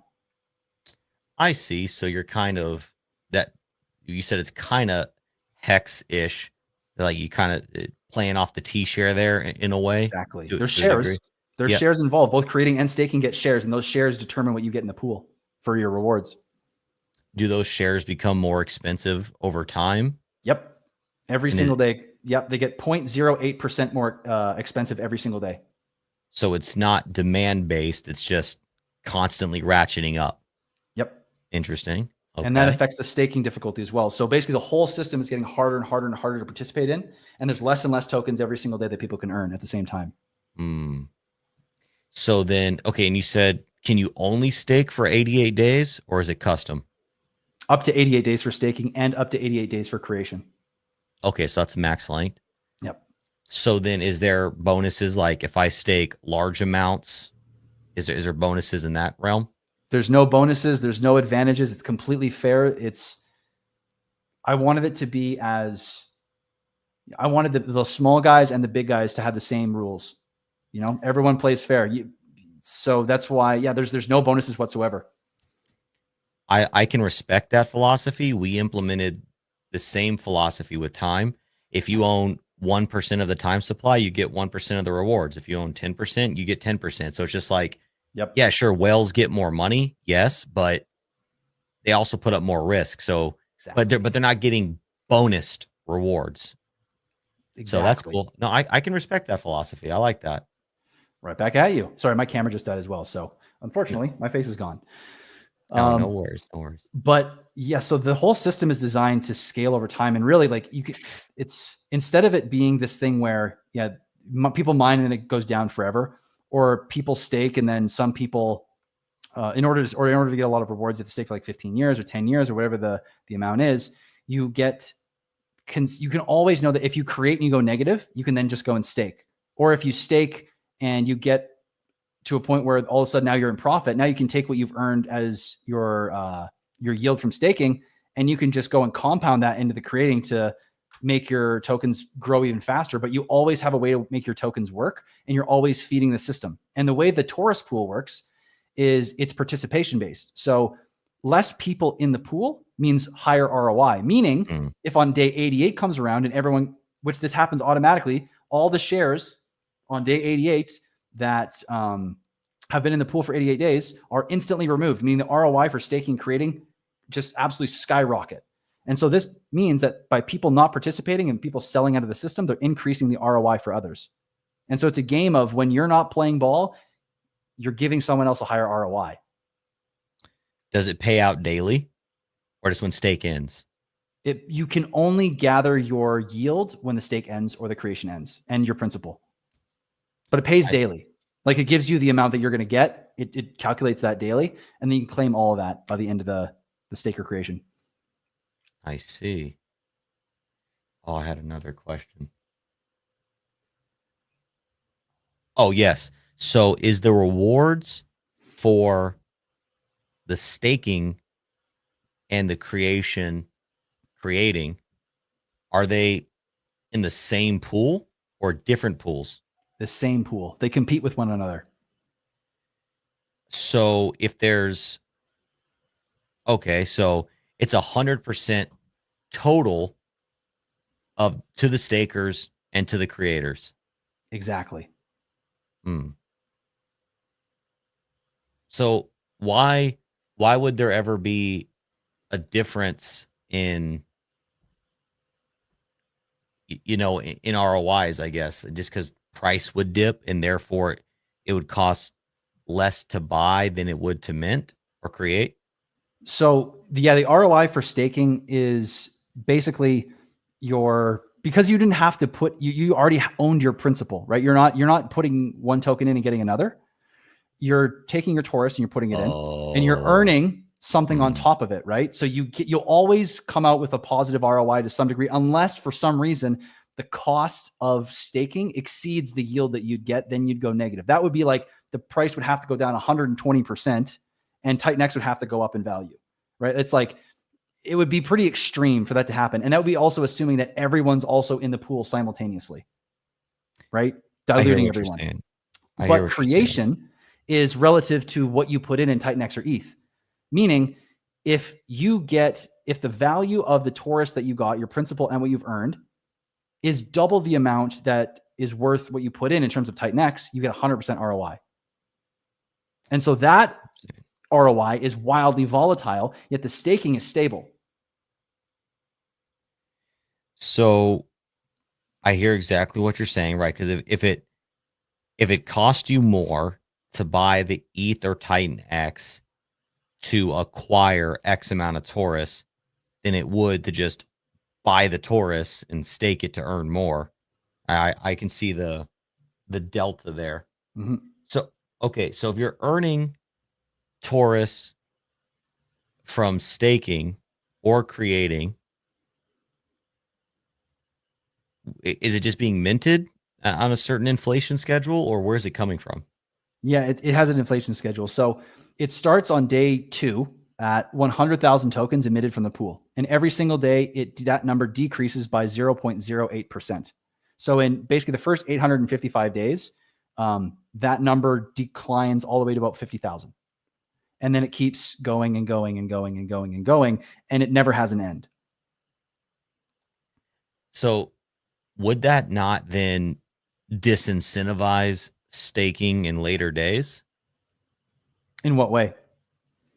Well, if you're paying more to stake and you're getting less reward, it seems like you want to stake early, stake big, and then as time goes on, kind of just hold on, right? You could do that, but what also happens is if people aren't staking, they're increasing the ROI from the pool for the people that are in there. Oh, that makes sense. That makes right. sense. So it's a game. Yeah, it's a game, yeah, right? If you're not yeah. staking, and the thing is it gets harder over time to enter the pool. So if you're basically being like a rolling stake person where you're just going to stake for 30 days and sell, the difficulty measures every time you go in are going to give you less and less and less shares over time, making it very difficult for you to maintain profitability in doing that. I see what you're saying. So like, hey, the rewards might be going down, but there's less people participating. So technically you could still be making the same or more. Exactly. I hear what you're saying. That's valid.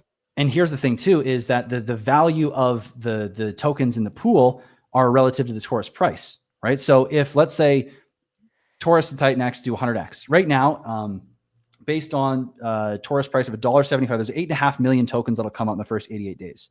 So, which means that I believe it's like $500 or $600 million could come in, and everyone still gets 6% ROI.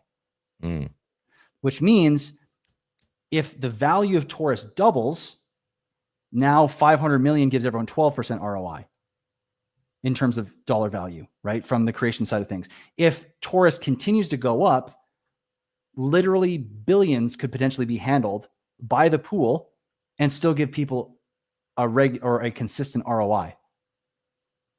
I see.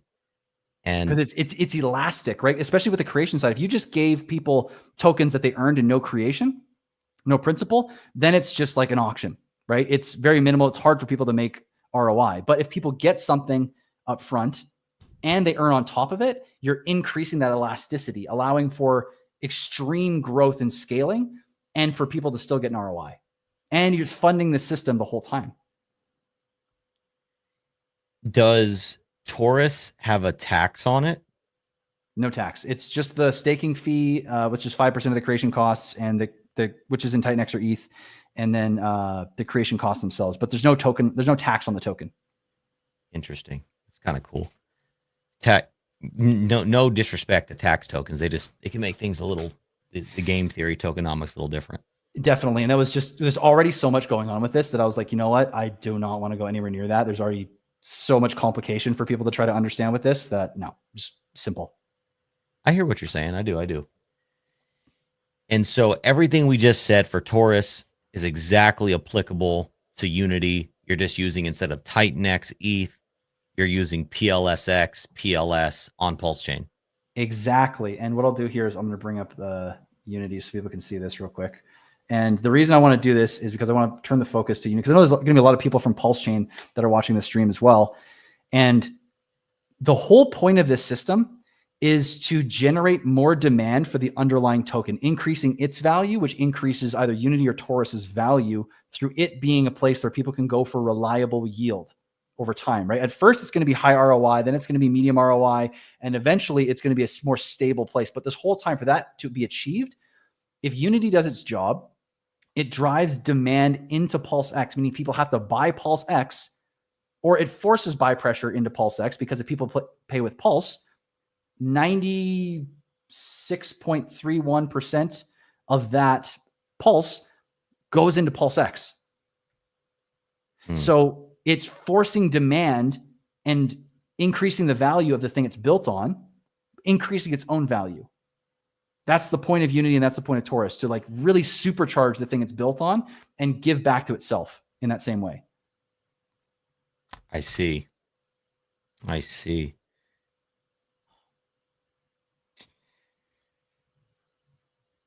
Yeah, man. I can see why you're excited about this. It's cool. You clearly put a lot of thought into it.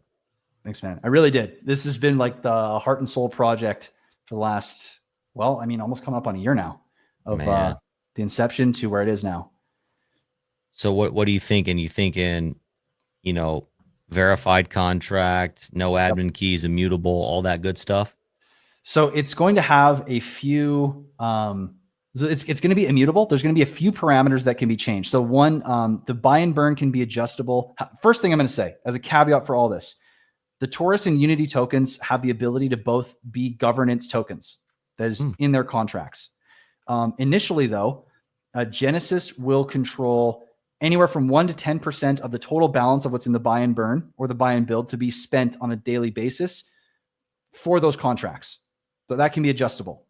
The other thing that can be adjustable is the buy and build and the burn PLSX, the burn TitanX contract, where that can be a maximum of 8%, maximum of 4.3, but it can also be turned down for the case of, let's say in time, the liquidity pool is so large that there's literally no point in adding to liquidity anymore. That can be turned down to reroute to the buy and burn, and that will automatically be routed. It's the only place it can go, right? The burn PLSX, if that's useless, it can be rerouted to the buy and burn. So the buy and burn can be turned up all the way to 96.31%. And that's it. But remember, as a caveat, not saying this is what's going to happen, but just so happens that Unity can be used as a governance token. Do with that what you want. I hear what you're saying. Yep. And yeah, look, I'm not a no admin key kind of guy. Yeah, it's better when arguably it's better when there's a no admin key reality, but if the contract is verified and you can see the code and you can see what the admin keys can do, at least you know the rules of the game and you can calculate and adjust your risk tolerance accordingly. The real problem is when contracts are unverified and closed source and you can't see what the admin keys do and you have to trust people. Well, at least in this scenario, someone could say, okay, hey, the admin key can adjust this fee, that fee, whatever, but it can't, sit there and mint unlimited tokens to itself or whatever, right?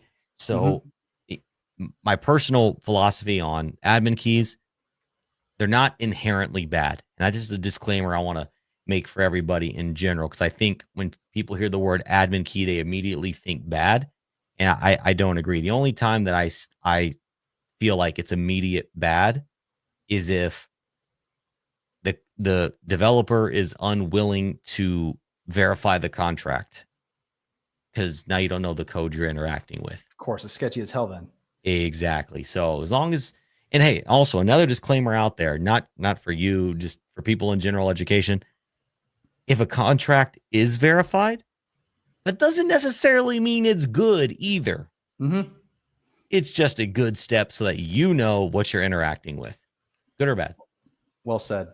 Well, and the reason I wanted to go about all of this was because I really watched what happened with or what the controls of the OA have allowed, and what's happened when protocols have had complete decentralization, what's happened when things go differently than planned, and how value can leak.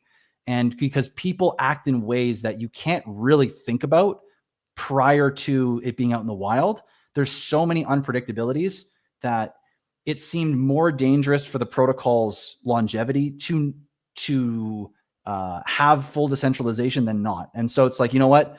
It's a guiding hand, The Genesis address does not earn or get or receive or mint Taurus, or cannot mint, receive, do anything for any reason with Taurus or Unity. If it wants Taurus or Unity, it has to buy. The only thing it gets is the Pulse and Pulse X, and it has the ability to change those parameters for the benefit of the ecosystem. And it can't decide to dump everything in one day because it's only 1 to 10% of the contract per day. So you know that even if it turns it up to 10, it's going to last 30 days. It's just over 30 days for a contract with like $1 million to empty. So there's no gaming it. Genesis can't benefit. It's in Genesis's best interest to make those parameters work better so it receives more ETH and Titan X.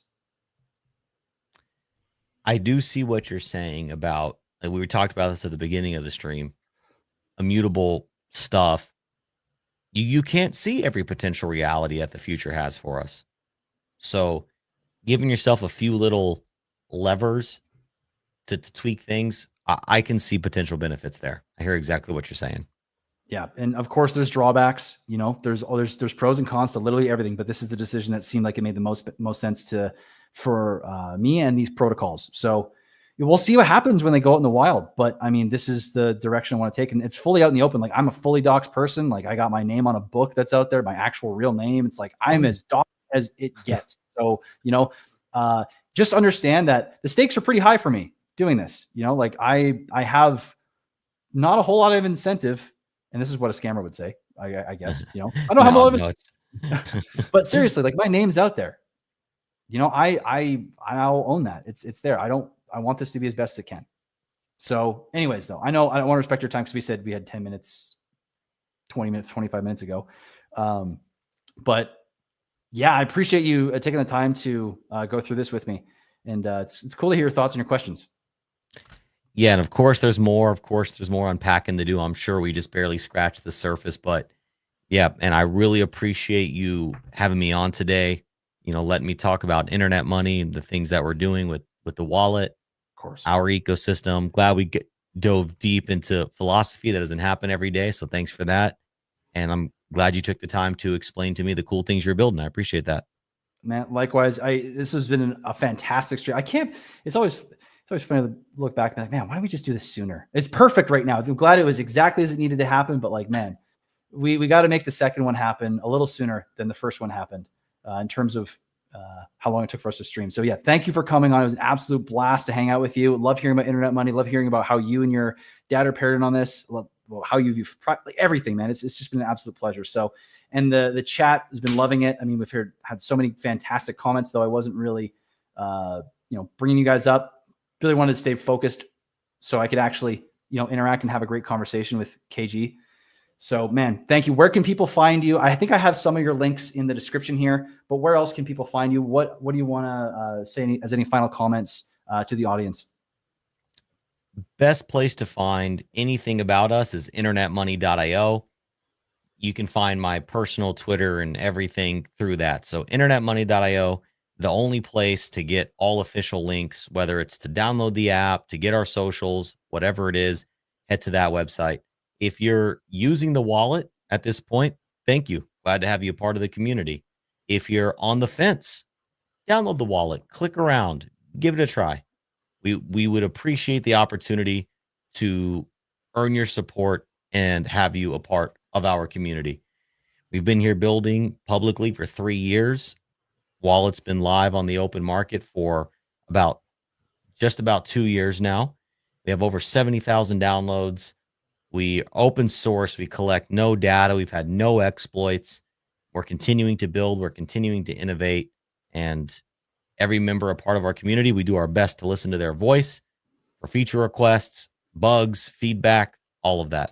So if you want to be a part of an awesome crypto community with an awesome wallet that cares about the real crypto principles, internetmoney.io. And I mean, you've had the last 2 hours to understand who KG is as well. So, I mean, you can see his products and you can see who he is. And I think that speaks volumes as to the quality of the experience you're going to get, when you enter the community, deal with the app, and everything else will come with it. So guys, I have links in the description for Internet Money. I have KG's X, as well as Internet Money for X. Also, if you want to learn more about Unity and Taurus, all the links are down there as well. But thank you all for being here. This has been an absolute pleasure to be on stream with you, KG. And I'm looking forward to the next one. So guys, thanks for watching, and we'll see you on the next one.